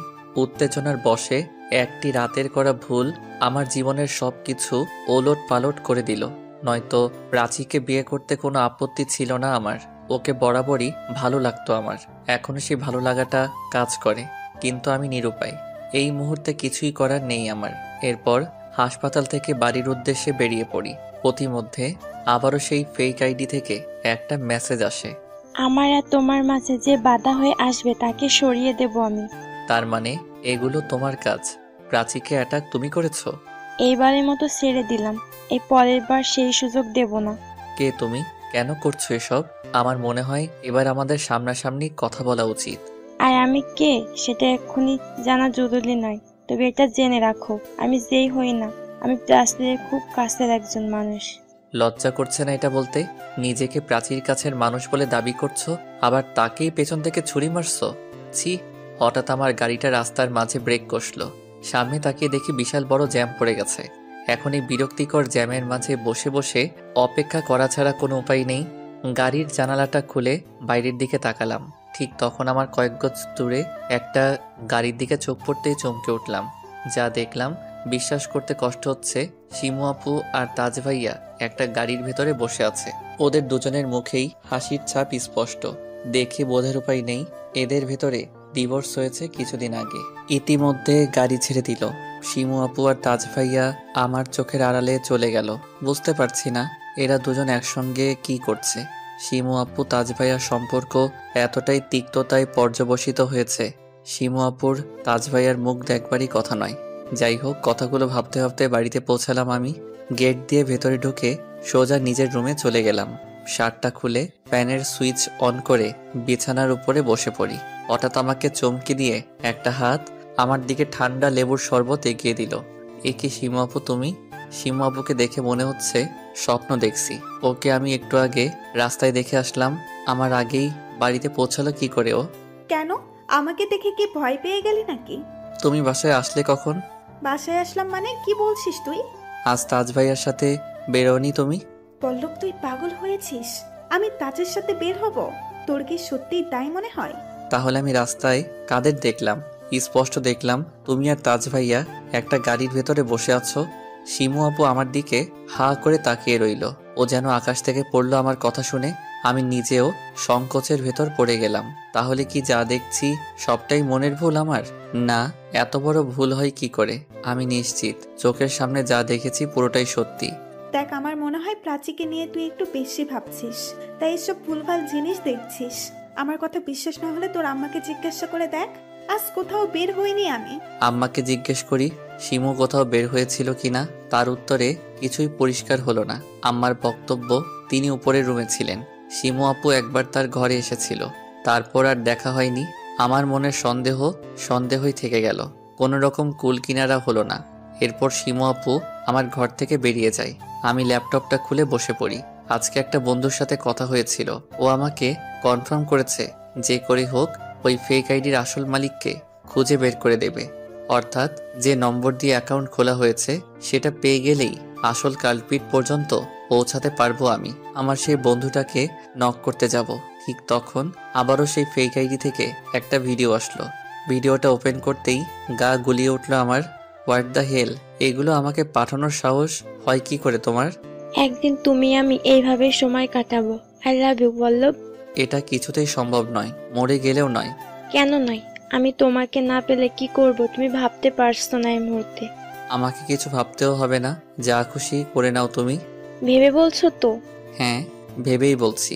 তোমার সেই ভিডিও কিন্তু এখনো আমার কাছে আছে। এটা ভাইরাল করতে 1 মিনিটও সময় লাগবে না আমার। কি চাও তুমি আমার কাছে? সত্যি করে বলো, কেন আমার লাইফটা হেল করে দিচ্ছ? কি চাও তুমি আমার কাছে? আমি তোমাকে চাই পল্লব, তোমার এই শরীরটা চাই। তুমি নিজেও জানো না কি জ্বালা জ্বলছে আমার মনের ভিতরে। তোমার দুষ্টু স্পর্শই একমাত্র আমার মনের জ্বালা মেটাতে পারে। আমি জানি তুমি যেই হও না কেন, তুমি নিশ্চয়ই কোনো মেয়ে, একজন ভালো মেয়ে হয়ে এরকম নির্লজ্জের মতো কথা বলছো কি করে? আমার তোমার জন্য সব বিসর্জন করে দিয়েছি পল্লব। যেদিন তোমার সাথে প্রথম দেখা হয়েছে সেদিন তোমার ভালোবাসার লোভে পড়ে গেছি। না, এই ভালোবাসা শুধু মনের নয়, তোমার থেকেও তোমার পুরুষত্বকে বেশি ভালোবেসে ফেলেছি আমি। জানো তো, তোমার মতো দুটো পুরুষ হয় না। তুমি নিজেও জানো না তুমি কি। Shut up, just shut up. আর একটা কথা বলবে না তুমি। তার মানে তুমি আমার কথা মানবে না, তাই তো? প্রশ্নই আসে না। ঠিক আছে, তাহলে আমার আর কিছু করার নেই। নিজের চূড়ান্ত সর্বনাশের জন্য প্রস্তুত থেকো। ল্যাপটপটা অফ করে বিছানার এক কোণায় ছুঁড়ে মারলাম। ইচ্ছে করছে ভেঙে ফেলি এটা। না জানি সে কি করতে চলেছে। এই ভিডিওটা একবার ফাঁস হয়ে গেলে তখন কি হবে ভেবেই ভয়ে হাত পা ঠান্ডা হয়ে আসছে। একদিকে আসন্ন বিয়ে, অন্যদিকে শিমু আপুর প্রেগনেন্সি, তার উপর এই ভিডিওর উপদ্রব। জানি না সেদিন রাতে কে এই কাজ করেছিল। একবার যদি তাকে খুঁজে বের করতে পারি, তার সাথে কি করব আমি নিজেও ভাবতে পারছি না। এসব ভাবনার মধ্যে আমার বন্ধুর ফোন কল আসলো। হ্যাঁ গুঞ্জন, বল, কিছু করতে পেরেছিস ভাই? প্রসেসিংয়ে আছে, খুব তাড়াতাড়ি হয়তো পেয়ে যাব। একটু ভালো করে ট্রাই কর, আমাকে বাঁচা ভাই। চিন্তা করিস না, আশা করি 2-1 দিনের ভেতর একটা ভালো খবর দিতে পারবো। জাস্ট একবার তার নাগালে পাই, দেখ তারপর কি করি। গুঞ্জন ফোনটা কেটে দিল। আমি হাসপাতালে ফোন দিয়ে জানতে পারি প্রাচীকে খুব তাড়াতাড়ি রিলিজ করে দেওয়া হবে, আর ভাইয়া নাকি হাসপাতাল থেকে সোজা বাড়িতেই আসছে। ভাবি আম্মাকে বলতে লাগলো। এরপর সন্ধ্যাবেলা আমি একটা চায়ের কাপ হাতে বারান্দায় দাঁড়িয়ে আছি। আকাশের কোণায় ভারী মেঘ জমেছে, মনে হচ্ছে একটু পরে বৃষ্টি হবে। দাঁড়িয়ে দাঁড়িয়ে বৃষ্টি দেখার প্রতি বরাবরই নেশা কাজ করে, তাই মনে মনে কামনা করছি যেন বৃষ্টি হয়। নিজের মনের সমস্ত দুশ্চিন্তা, হতাশা বৃষ্টির জলের সাথে ভাসিয়ে দেয়া যাবে। হঠাৎ অনুভব করলাম কেউ আমার কাঁধের পেছনে হাত রেখেছে। ভাইয়া আমাকে কিছু বলার সুযোগ না দিয়েই আমার শার্টের কলার ধরে টানতে টানতে নিয়ে যেতে লাগলো। ভাইয়ার এই অগ্নিরূপ কখনো দেখিনি আমি, বেশ ভয় লাগছে আমার। আমাকে ঘরের ভেতরে ধাক্কা দিয়ে ঢুকিয়ে দরজাটা বন্ধ করে দিল। তারপর নিজের মোবাইলটা বের করে আমার চোখের সামনে ধরলো। সর্বনাশ, যা ভয় পেয়েছিলাম তাই হলো। আর শেষ রক্ষা হলো না আমার। সেই ব্যক্তি ভাইয়ার কাছে ভিডিওটা পাঠিয়ে দিয়েছে, যেখানে স্পষ্ট দেখা যাচ্ছে আমি কারোর সাথে শারীরিক সম্পর্ক করছি। যদিও এখানে শিমু আপুর মুখটা বড্ড অস্পষ্ট, শুধু আমাকেই বোঝা যাচ্ছে। এর কারণ কি আজও বুঝে উঠতে পারিনি আমি ভাইয়াকে কিছু বলতে যাব, ঠিক তখন আমার গালে সপাটে এক চড় বসিয়ে দিল। একটা প্রচন্ড ধাক্কা খেয়ে মেঝেতে পড়ে যাই আমি। তারপর ভাইয়া আমাকে উদ্দেশ্য করে বলে উঠল, আজ তোকে শেষ করে দরকার হলে জেলে যাব আমি, কিন্তু তোর মতো কুলাঙ্গারের কোনো প্রয়োজন নেই আমাদের। ওর চোখ থেকে যেন আগুন ঝরছে। ভয়ে সেই দিকে তাকানোর সাহস হচ্ছে না আমার। কি হলো পল্লব, এইভাবে তাকিয়ে আছিস কেন? ভাইয়ার কথায় ঘরের ভেতর থেকে বেরিয়ে এলাম আমি। সত্যি সত্যি এরকম কিছু ঘটলে আর রক্ষা থাকবে না আমার। ভিডিওটার ভয় এতটাই তাড়া করে বেড়াচ্ছে আমায়, সব সময় উল্টাপাল্টা কিছু না কিছু ভাবছি। হ্যাঁ বলো ভাইয়া। একটা ভালো খবর আছে, কালকেই প্রাচী বাড়ি ফিরবে। ও আচ্ছা। তুই খুশি হসনি এটা শুনে? কেন হবে না, কি যে বলো না তুমি। এবার ভাবছি যত তাড়াতাড়ি সম্ভব তোদের দুজনের বিয়েটা দিয়ে দেব। ভাইয়া একটা কথা বলি তোমায়। বল। তোমরা এই বিয়ের ব্যাপারটা এখন ঝেড়ে ফেলতে পারো না মাথা থেকে? আমি এই সময়ে প্রিপেয়ার্ড নই। কিসের প্রিপারেশন? তুই আর প্রাচী জাস্ট কাবিন করে রাখবি এখন, এরপর যখন খুশি সংসার করবি। তোকে দিয়ে তো কেউ এখন জোর করে সংসার করাচ্ছে না। কিন্তু কোনো কিন্তু নয়। দেখ তোর ভাবি, আম্মা, আব্বা, এমনকি আমরা সবাই চাই কাবিনটা যত তাড়াতাড়ি হোক। তুই হয়তো জানিস না, আম্মাই কিন্তু প্রথমে তোর ভাবি আর আমার কাছে প্রস্তাবটা রেখেছে। তুই এখন শেষ সময় এসে সবটা ভেঙে দিস না। ভাইয়া এই বলে বেরিয়ে গেল। পরিস্থিতি দিন দিন জটিলতর রূপ নিচ্ছে। প্রাচী এখন অসুস্থ। এই সময়ে ও সত্যিটা জানতে পারলে না জানি কি ঘটবে। তখন সব দোষ আমার আর শিমু আপুর ঘাড়ে এসে পড়বে। শিমু আপু এখন নির্বিঘ্নে এই বাড়িতে থাকতে পারছে, কিন্তু সবটা জানাজানি হয়ে গেলে ওর এই বাড়িতেও স্থান হবে না। আমি ভালো করেই জানি এরকম কিছু ঘটার আগে সবটা সামাল দিতে আমায়, সেটা যে কোনো প্রকারেই। এরই মধ্যে আমার ফোনে আবারও সেই বন্ধুটার ফোন কল আসে। হ্যাঁ গুঞ্জন বল। নাম্বার পেয়ে গেছি পল্লব। সত্যি? হ্যাঁ, এই নাম্বার দিয়ে ফেক অ্যাকাউন্ট খোলা হয়েছিল। আমি বলছি তুই টুকে রাখ। গুঞ্জনের থেকে নম্বরটা নিলাম। ব্যাস, এবার আর কিছু সময়ের অপেক্ষা। এই নম্বরই আমাকে আসল কালপিট পর্যন্ত পৌঁছে দেবে। নম্বরে ডায়াল করার আগে নিজের সিমটা চেঞ্জ করে নিলাম, যাতে কেউ আমাকে চিনতে না পারে। ফোনটা হাতে নিয়ে গুঞ্জনের দেওয়া নম্বরটা ডায়াল করতে থাকি, কিন্তু মুহূর্তেই হতাশ হতে হলো আমাকে। নম্বরটা নট রিচেবল বলছে। এ তো বেশ মুশকিল হয়ে গেল। এবার এই নম্বরের আসল মালিককে খুঁজে বের করব কি করে আমি। উপায়ন্তর না পেয়ে গুঞ্জনের কাছে আবারও ফোন দিলাম। ভাই, এটা তো ব্লান্ডার হয়ে গেল। কি হয়েছে? নম্বরটা নট রিচেবল বলছে। এখন কি করব আমি? ও এই ব্যাপার, তুই একটা কাজ করতে পারিস। কয়েকটা দিন ওয়েট কর। নাম্বার আর কতদিন বন্ধ রাখবে, ঠিক খুলতেই হবে। আমার হাতে অপেক্ষা করার মতো এত সময় নেই গুঞ্জন, তুই প্লিজ হেল্প কর আমায়। দেখ, আমি কতটা কাঠখড় পুড়িয়ে এই নাম্বার জোগাড় করতে হয়েছে সেটা আমি একমাত্র জানি। এখন যদি নাম্বার নট রিচেবল বলে, কি করতে পারি আমি? আমার মাথায় একটা প্ল্যান এসেছে।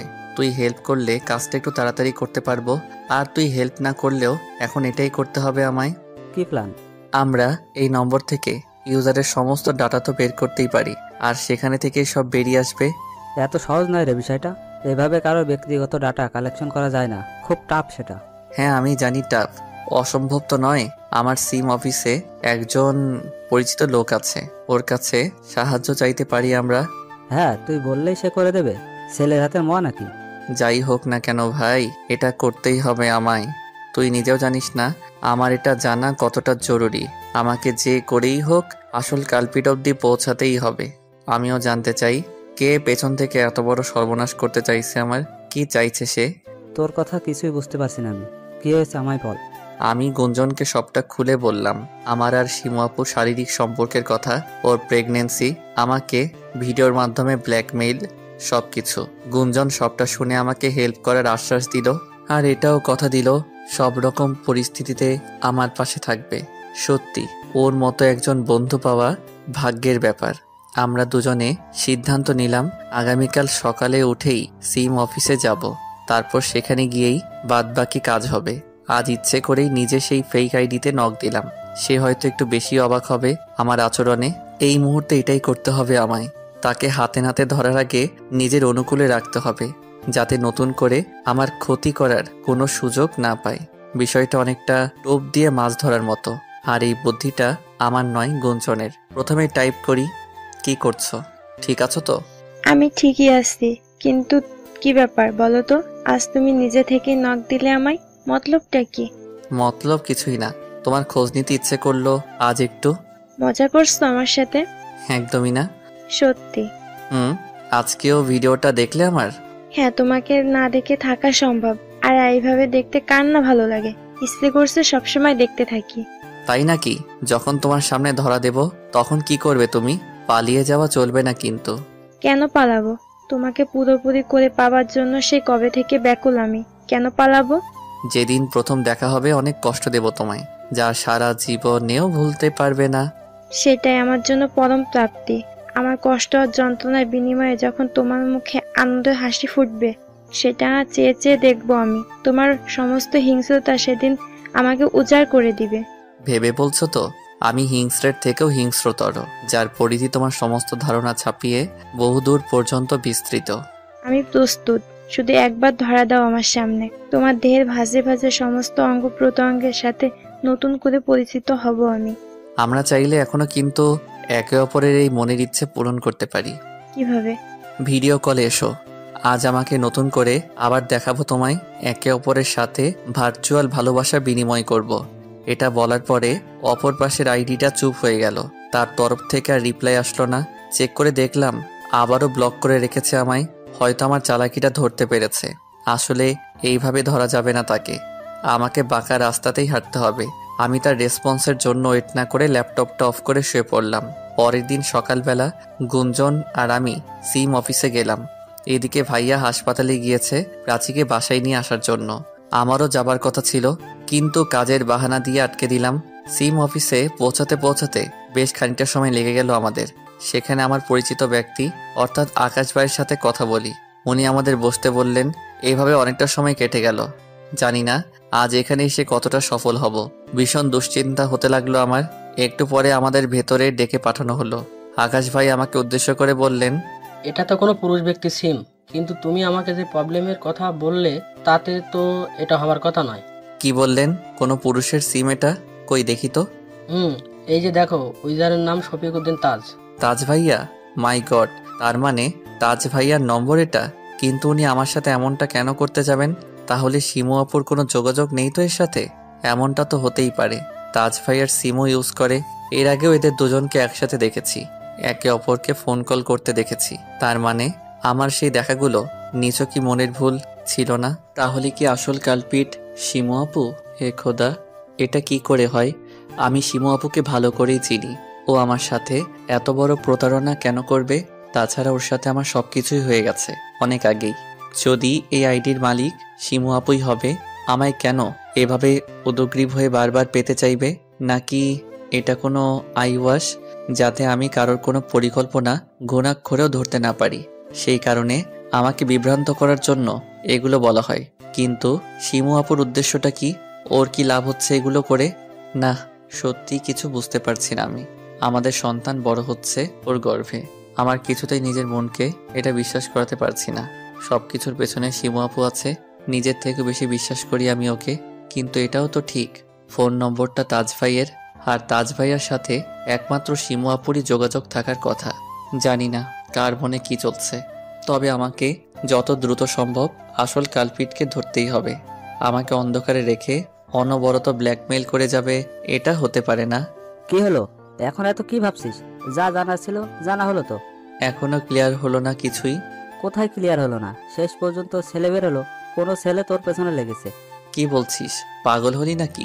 এই সময়ে ইয়ার কি ভালো লাগছে না একদম। আরে আজকাল সব হয়, তুই জানিস না হয়তো। তোর তাজ ভাইয়া এসব কেন করতে যাবে আমার সাথে? আমি নিশ্চিত ওনার নম্বর ব্যবহার করে কেউ আমার সাথে এই নোংরামিটা করছে, আর আমাদের ইন্টিমেট ভিডিওটা সে করেছে। কিন্তু কে হতে পারে সেটা? সেটা তো আমিও বুঝতে পারছি না। বুঝতে পারছি না বললে চলবে, আমাদের আসল কালপিট পর্যন্ত পৌঁছাতে হবে। এই ভাবনাই আমাকে দিনরাত ঘুমাতে দিচ্ছে না। আমি জানি না কি করে পৌঁছাবো তার কাছাকাছি, অর্থাৎ একেবারে হাতে নাতে ধরতে পারবো।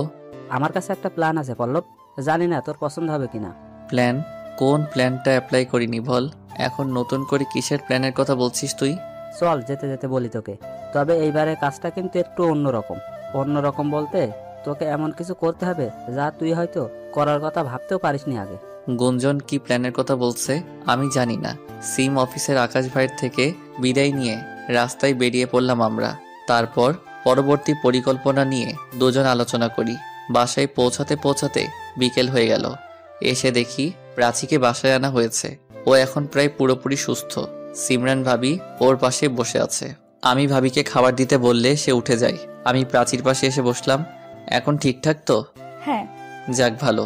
কোথায় গিয়েছিলে তুমি? ফিরতে এত দেরি হলো? একটা জরুরি কাজে গিয়েছিলাম। জরুরি কাজ? কি এমন জরুরি কাজ পড়লো তোমার?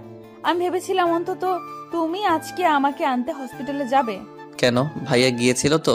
ভাইয়া আর তোমার যাওয়া এক হলো? মানে তোমাকে কিছু বলার নেই সত্যি? আমি কিছু বলতে যাব ঠিক তখন রান্নাঘর থেকে ভাবির গলার আওয়াজ ভেসে আসলো। আমি উঠে গেলাম। প্রাচীর ঘর থেকে বেরিয়ে যেতে যেতে একটা বিষয় খেয়াল করলাম। প্রাচী আমাকে এখন তুমি বলে সম্বোধন করছে, আর সাথে বলার ক্ষেত্রে যে জড়তা কাজ করত ওর, তার শিকে ভাগও নেই এখন। ইদানিং বড্ড অধিকার ফলিয়ে কথা বলছে আমার সাথে, যা আমার একদম ভালো লাগে না। খাবার দাবার খেয়ে নিজের ঘরে চলে আসি। তারপর দরজাটা বন্ধ করে ল্যাপটপ নিয়ে বসে পড়ি। ডাটা অন করে সেই ফেক আইডিতে ঢুকলাম। প্রথম টোপটা এখনই দিতে হবে আমায়। দেখা যাক কাজ হয় কিনা। নিজের আপত্তিকর মুহূর্তের কিছু ছবি পাঠিয়ে দিলাম। তারপর তার রিপ্লাইয়ের জন্য ওয়েট করতে থাকি। প্রায় 1 ঘন্টা পরে রিপ্লাই আসে। এটা তুমি? হ্যাঁ আমি। কোনো সন্দেহ আছে? তোমার চেহারা দেখা যাচ্ছে না, বুঝবো কি করে? সত্যি এটা আমি। বিশ্বাস করি না। তো কিভাবে বিশ্বাস করাতে পারি? নিজের চেহারা সহ একটা পিক তুলে আপলোড করো, আর অবশ্যই এমন ভাবে তুলবে। এই মুহূর্তে একে নিজের জালে ফাঁসাতে হলে যা চাই তাই করতে হবে। গুঞ্জন আগেই বলেছিল আমাকে এমন কাজ করতে হবে যা আগে ভাবতেও পারিনি। সত্যি এই জঘন্য কাজগুলো করতে হবে, এটা আমার ভাবনারও অতীত। আমি নিজেকে পুরোপুরি উজাড় করে কিছু ছবি তুলে পাঠিয়ে দিলাম। সে আমাকে দেখে পুরোপুরি অবাক, যেন ভাবতেই পারছে না আমি এটা করে দেখিয়েছি। আমার বিশ্বাস হচ্ছে না, সত্যি এটা তুমি? হ্যাঁ আমি। কাল ওভাবে আমাকে কিছু না বলে চলে গেলে কেন? আমি সত্যি বুঝতে পারিনি তুমি এতটা সিরিয়াস। এখন বুঝলে তো? হ্যাঁ। আমরা কিন্তু চাইলেই এক হতে পারি।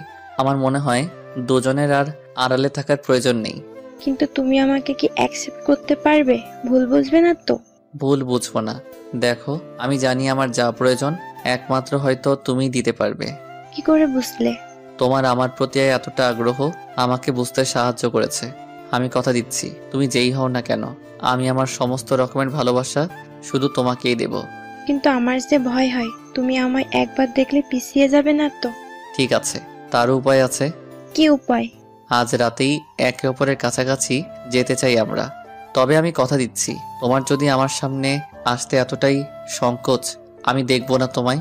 নিজের চোখ বেঁধে রাখবো প্রয়োজন পড়লে। তারপর অন্ধকার ঘরে দুজন দুজনকে সারা রাত ভালোবাসবো। তোমার এতদিনের সমস্ত ইচ্ছে পূরণ করব আমি, সাথে নিজেরও। তুমি একটু বেশি তাড়াহুড়ো করে ফেলছো না? না, আমার আজকেই প্রয়োজন তোমায়, ভীষণ প্রয়োজন। আমি জানি না আজ কি হয়েছে আমার ভেতরে, তোমাকে বড্ড পেতে চাইছে। জানি না এরপরে কি হবে। তোমার প্রতি এমন অদ্ভুত আকর্ষণ হয়তো আর কখনো কাজ করবে না। না, এভাবে বলো না প্লিজ। আজ রাতেই আমরা মিলিত হব, তবে একটা শর্ত আছে। কি শর্ত? আমি নয়, তুমি আসবে আমার কাছে। আমি অন্ধকার ঘর রেডি করে রাখবো। তুমি এসে আমার সমস্ত ইচ্ছে পূরণ করে চলে যাবে। না তুমি আমার মুখ দেখবে, না আমি তোমার মুখ দেখব। শুধু আমাদের দুইজনের শরীরে একে অপরের অনুভব করবে। ঠিক আছে, তুমি বলো কোথায় আসতে হবে, আমি তোমার সব শর্তে প্রস্তুত। শুধু এইটুকু দেখো, আমার আপ্যায়নে যেন কমতি না পড়ে। না পড়বে না, তুমি আসো।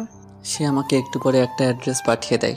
আমাদের বাসা থেকে একটু দূরেই একটা আবাসিক হোটেলে আজ রাতে তার সাথে সাক্ষাৎ হবে আমার।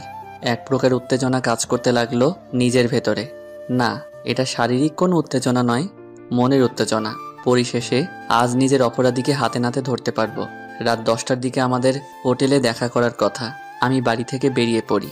হোটেলের 205 নম্বর রুমে সে আমার জন্য অপেক্ষা করছে। আমি দরজার সামনে যেতেই একটা হাত আমাকে ভেতরে টেনে নিয়ে গেল। চারদিকে ঘুটঘুটে অন্ধকার, নিজের হাতটা পর্যন্ত দেখা যাচ্ছে না। সে আমাকে নিয়ে বিছানার উপরে বসালো, তারপর একটা কাপড় দিয়ে চোখ জোড়া শক্ত করে বাঁধলো আমার। আমি শুধু তার নিঃশ্বাসের শব্দ শুনতে পাচ্ছি, আর কিছু নয়। তার কোমল দেহ আমাকে জড়িয়ে ধরলো, তারপর ধীরে ধীরে আমাকে নিয়ে বিছানার উপরে শুয়ে পড়ে। আমি অনুভব করতে পারছি সে আমার শার্টের বোতামে হাত দিচ্ছে। একে একে শার্টের সমস্ত বোতাম খুলে ফেললো, তারপর আমার কপালে একটা আলতো চুমু দেয়। তার হাত আমার শরীরের সংবেদনশীল অঙ্গ প্রত্যঙ্গে বিচরণ করছে। মুহূর্তেই সারা শরীর মোচড় দিয়ে উঠল আমার। না, আর দেরি নয়, এবারেই মোক্ষম সুযোগ। এই সুযোগ আমাকে কাজে লাগাতে হবে। কিন্তু সে এতটাই ধূর্ত আমি ভাবতেও পারিনি। সে আমার হাত দুটো বাঁধার চেষ্টা করছে। আমি অমনি তাকে বলে উঠলাম, এ কি আমার হাত বাঁধছ কেন? এইভাবে আমার পুরো শরীর বেঁধে রাখলে যে কিছুই করতে পারবো না। সে দূর থেকে ফিসফিস করে আমাকে বলে, তোমাকে তো কিছুই করতে হবে না, যা করার আমিই করছি। আজ আমি ভালোবাসবো তোমায়, তুমি শুধু আমায় ভালোবাসা নিতে থাকো। না, এমন কথা তো হয়নি আমাদের ভেতর। হয়নি তো কি হয়েছে? দেখো না এখন আমি কি করি। সে আমার হাত দুটো বেঁধে ফেলেছে প্রায়। ঠিক তখন আমি সুযোগ বুঝে এক ঝটকে সরে গেলাম, তারপর চোখের বাঁধন খুলে ফেলি। আমি আগে থেকে জানতাম বিছানার পাশে ড্রিম লাইটের সুইচ থাকে। সুইচ বোর্ডের উপর এলোপাতারি হাত চালাতে থাকি। হঠাৎ একটা লাইট জ্বলে উঠল, অমনি সে আমার উপরে উঠে পড়ে। মুহূর্তে চমকে উঠলাম আমি। মনের অজান্তেই নিজের মুখ থেকে বেরিয়ে আসলো, এ কি ভাবি তুমি? সিমরান ভাবি বেশ অপ্রস্তুত হয়ে পড়ে। সে নিজেও বুঝতে পারিনি আমি এরকম একটা কাণ্ড ঘটাবো। এ কি, এটা কি করলে তুমি? তুমি শর্ত ভঙ্গ করলে শেষ পর্যন্ত। হ্যাঁ করেছি শর্তভঙ্গ। তার আগে বলো তুমি এখানে কি করছো? এমন ভাব করছো যেন কিছুই জানো না। আমি জোর করে নিয়ে এসেছি তোমায় এখানে। তার মানে ওই ফেক আইডিটা তোমার ছিল? তুমি এতদিন ধরে ব্ল্যাকমেল করে আসছো আমায়? ছি ভাবি ছি, এটা না করলেও পারতে আমার সাথে। বিশ্বাস করো, আমার অন্য কোনো উদ্দেশ্য ছিল না। আমি শুধু তোমাকে চেয়েছিলাম। আমার ওই ভিডিওটা তুমি করেছো লুকিয়ে, তাই না? এত বড় একটা ষড়যন্ত্র করলে আমার বিরুদ্ধে, আবার গলা উঁচু করে কথা বলছো? না, তুমি ভুল ভাবছো, আমি কোনো ভিডিও করিনি। তাহলে ওটা এলো কি করে তোমার কাছে? আমি জানি না, কেউ একটা ভিডিও আমার কাছে পাঠায়। আমি ভাবলাম তোমাকে এমনিতেই কনভিন্স না করতে পারলেও এই ভিডিওর ভয় দেখিয়ে যদি তোমাকে নিজের করে পেতে পারি। সিমরান ভাবির কথা শুনে আমি যেন আবারও চমকে উঠলাম। যেহেতু সে আমার কাছে হাতে নাতে ধরাই পড়ে গিয়েছে, তাহলে এখন তার মিথ্যে বলে কি লাভ? সত্যি কি ভিডিওটা ভাবি করেনি, অন্য কেউ করেছে? তাহলে কি শিমু আপু করেছে? কিন্তু শিমু আপুর এটা করে লাভটা কোথায়? আর ও আবার কিনা সেটা ভাবির কাছে পাঠিয়ে দিল। শিমু আপু মা হতে পারছিল না অনেক বছর ধরে। ও এক প্রকার নিজের অস্তিত্ব টিকিয়ে রাখার জন্য আমার কাছে সাহায্য চায়। আমি নিজের কথা না ভেবে ওকে সাহায্য করি। আমার দ্বারা শিমুল আপু অন্তঃসত্ত্বা হতে পেরেছে, যা এতগুলো বছর এত চেষ্টা করেও সম্ভব হয়নি। তাহলে ও এসব নোংরামি কেন করতে যাবে? কেন ইচ্ছে করে আমাকে বিপদে ফেলবে? এটাই মাথায় ঢুকছে না আমার। বিশ্বাস করো পল্লব, তোমার কোনো প্রকার ক্ষতি করার উদ্দেশ্য আমার ছিল না। আমি শুধু তোমাকেই চেয়েছিলাম, আর কিছু নয়। এটা বলতে তোমার বাচ্ছে না? আমার বড় ভাইয়ের স্ত্রী হও তুমি। আমি তোমার থেকে বয়সে আর সম্মানে দুটো জায়গা থেকেই নিচে। তোমার আমার সাথে এই বেহায়াপনা মানায় না। সিমরান ভাবি সংকোচ ভেঙে আবারও আমার কাছে চলে আসলো, তারপর আমাকে বলতে লাগলো, এটা বেহায়াপনা নয়, এটা আমার ভালোবাসা। আমি তোমাকে যেদিন প্রথম দেখেছিলাম সেদিন তোমার প্রতি একটু একটু দুর্বল সৃষ্টি হয় আমার। আমি তোমাকে কখনোই বলবো না আমাকে বিয়ে করো। আমি সারা জীবন তোমার ভাবি হয়ে থাকবো। শুধু আমায় তোমার শরীরের অধিকারটুকু দাও। শাট আপ, জাস্ট শাট আপ। তুমি এখন অন্য কারোর স্ত্রী। আমি তোমার কাছে একজন পরপুরুষ ছাড়া কিছুই নই। দর্পণ ভাইয়াকে ছেড়ে তুমি কারোর কথা ভাবতে পারো না, এটা গোনা। তোমার দর্পণ ভাইয়া কোনোদিন আমার অন্তরের চাপ পূরণ করতে পারবে না। ওর ভিতরে সেই ক্ষমতা নেই যে বয়সে ছোট হয়ে তোমার ভিতরে আসছে। জানো তো, সেই বিয়ের আগ থেকে তোমার মতন একজন শক্ত সামর্থ্য পুরুষ মনে মনে আশা করে রেখেছিলাম, কিন্তু আমার দুর্ভাগ্য দেখো, তোমার ভাইয়ার মতো একটা নপুংসক জুটেছে আমার কপালে। আমার ভাইয়ের বিষয়ে একটাও বাজে কথা বলবে না। আমি জানি ভাইয়া কতটা ভালোবাসে তোমায়, তোমার খেয়াল রাখে। আর তুমি কি না তার গীবত গাইছো আমার সামনে বসে? ঠিক আছে, আমি আর কখনো বলবো না এগুলো, সব ভুলে যাব। আজ রাতটা দুইজন একসাথে কাটাই, তারপর কাল থেকে সব ভুলে যাব আমাদের দুইজনের ভিতরে কিছু হয়েছিল। না, এটা হয় না। আমাকে ক্ষমা করো। তুমি আমাকে যে দৃষ্টিতেই দেখো না কেন, আমার কাছে তুমি শুধুই আমার বড় ভাইয়ের বউ। আমি তোমার সাথে নোংরা কাজ করার কথা ভাবতেও পারি না। ভাবি আমাকে একটা ধাক্কা মেরে বিছানার উপর ফেলে দিল, তারপর আমার উপরে উঠে পড়ে। আমাদের দুজনের ঠোঁটের ব্যবধান মাত্র কয়েক সেন্টিমিটার। ভাবি ফিস করে বলতে লাগলো, প্লিজ আমায় নিরাশ করো না। এতটা কাছে এসে এভাবে চলে গেলে আমি তরপতে মরে যাব। তুমি ভাবতে পারছো না আমার মনের ভিতরে কি চলছে এখন। পায়ে পড়ি, এভাবে আমাকে ছেড়ে যেও না পল্লব। কয়েক মুহূর্তের জন্য ভুলে যাও আমি তোমার ভাবি। প্লিজ ছাড়ো আমায়, বড্ড অস্বস্তি লাগছে আমার। একটিবারের জন্য প্লিজ, আর কোনোদিন তোমার সামনে এই দাবি নিয়ে আসবো না। কিছু সময় সহ্য করো আমায়। না, অনুভব করতে পারছি ধীরে ধীরে সংযম হারাচ্ছি আমি। আর একটু দেরি হলে আজ বিরাট বড় ভুল হয়ে যেতে পারে আমার দ্বারা। একবার আমার ইন্দ্রিয় জাগ্রত হলে আর আটকে রাখতে পারবো না নিজেকে। এক ঝটকায় ভাবিকে সরিয়ে দিলাম। আমায় ক্ষমা করো ভাবি, তোমার যন্ত্রণাটা বুঝতে পেরেছি আমি, কিন্তু আমি কিছু করতে পারবো না। তবে কথা দিচ্ছি তোমার প্রবলেম আমি দূর করব। আমার ভাইয়াকে নিয়েই হ্যাপি থাকবে তুমি। এটা বলে শার্টটা হাতে নিয়ে রুম থেকে বের হয়ে যাই। তারপর সেটা গায়ে জড়াতে নিচের সিঁড়ির দিকে যেতে থাকি। সিঁড়ি থেকে নামার সময় একবার পেছন ফিরে তাকালাম। রুমের দরজাটা এখনো খোলাই আছে। রাতেই সিমরান ভাবি বাসায় চলে এসেছে। ভাগ্যিস ভাইয়া বাসায় নেই, নয়তো কি যে হয়ে যেত কে জানে। আমার জন্য যদি আমার ভাইয়ের সংসার ভাঙে সেটা কিছুতেই মানতে পারবো না। দর্পণ ভাইয়ার স্থান আমার কাছে নিজের বাবার থেকে কোনো অংশে কম নয়। আব্বা বেশিরভাগ সময়ে বাড়ির বাইরে থাকতো। ছোটবেলায় ওই কোলে পিঠে করে মানুষ করেছে আমায়। আমার সমস্ত চাওয়া মুখ ফুটে বলার আগে পূরণ করেছে, এমনকি এখনো করে চলেছে। কোনো কিছুর বিনিময়ে আমি ওকে কষ্ট পেতে দেখতে পারবো না। জানালার পাশে দাঁড়িয়ে কথাগুলো ভাবছিলাম। দেখতে পেলাম শিমু আপু আর প্রাচী বাইরে কোথাও একটা বেরিয়ে যাচ্ছে। হঠাৎ একটা বিষয় মাথায় আসলো আমার। ঘর থেকে বেরিয়ে শিমু আপুর রুমের দিকে গেলাম। ওর প্রেগনেন্সি রিপোর্টটা আমার এখনো দেখা হয়নি। আমার জানি না কেন ওটা দেখার ইচ্ছে হলো। অন্তর থেকে একটা অদ্ভুত সাড়া পেলাম। শিমু আপুর ঘরে ঢুকে চারদিকটা খুঁজতে থাকি। দরজাটা বন্ধ করিনি। দরজা বন্ধ করে খুঁজতে বিবেকে বাজছিল। যদিও এইভাবে পারমিশন ছাড়া কারোর ব্যক্তিগত জিনিসে হাত দেওয়া ঠিক না। খুঁজতে এক পর্যায়ে রিপোর্টটা ওয়ার্ড্রোপের ভেতরে পেয়ে গেলাম। তারপর বের করে এনে খুলতে লাগলাম দেখার জন্য। কাগজগুলোর দিকে তাকিয়ে ভড়কে গেলাম আমি। অদ্ভুত তো, এসব কি দেখছি আমি? হাসপাতালের ফাইলের ভেতরে তো প্রেগনেন্সির কোনো রিপোর্ট নেই, কতগুলো অন্য কাগজ। প্রেগনেন্সি রিপোর্ট কোথায় গেল তাহলে? শিমু আপু সত্যি প্রেগনেন্ট তো? আচ্ছা, ও সেদিন রাতে আমার কাছে কি সত্যি কোনো বেবির জন্য এসেছিল তো, নাকি ওটা কোনো বাহানা ছিল? এই বিষয়টাই সকাল থেকে মাথায় ঘুরছিল আমার। এখন দেখছি সেটাই সত্যি প্রমাণ হচ্ছে। হঠাৎ শিমু আপু ঘরের ভিতরে ঢুকে পড়ল। আমি চমকে উঠলাম ওকে দেখে। এ কি তুমি বাইরে যাওনি?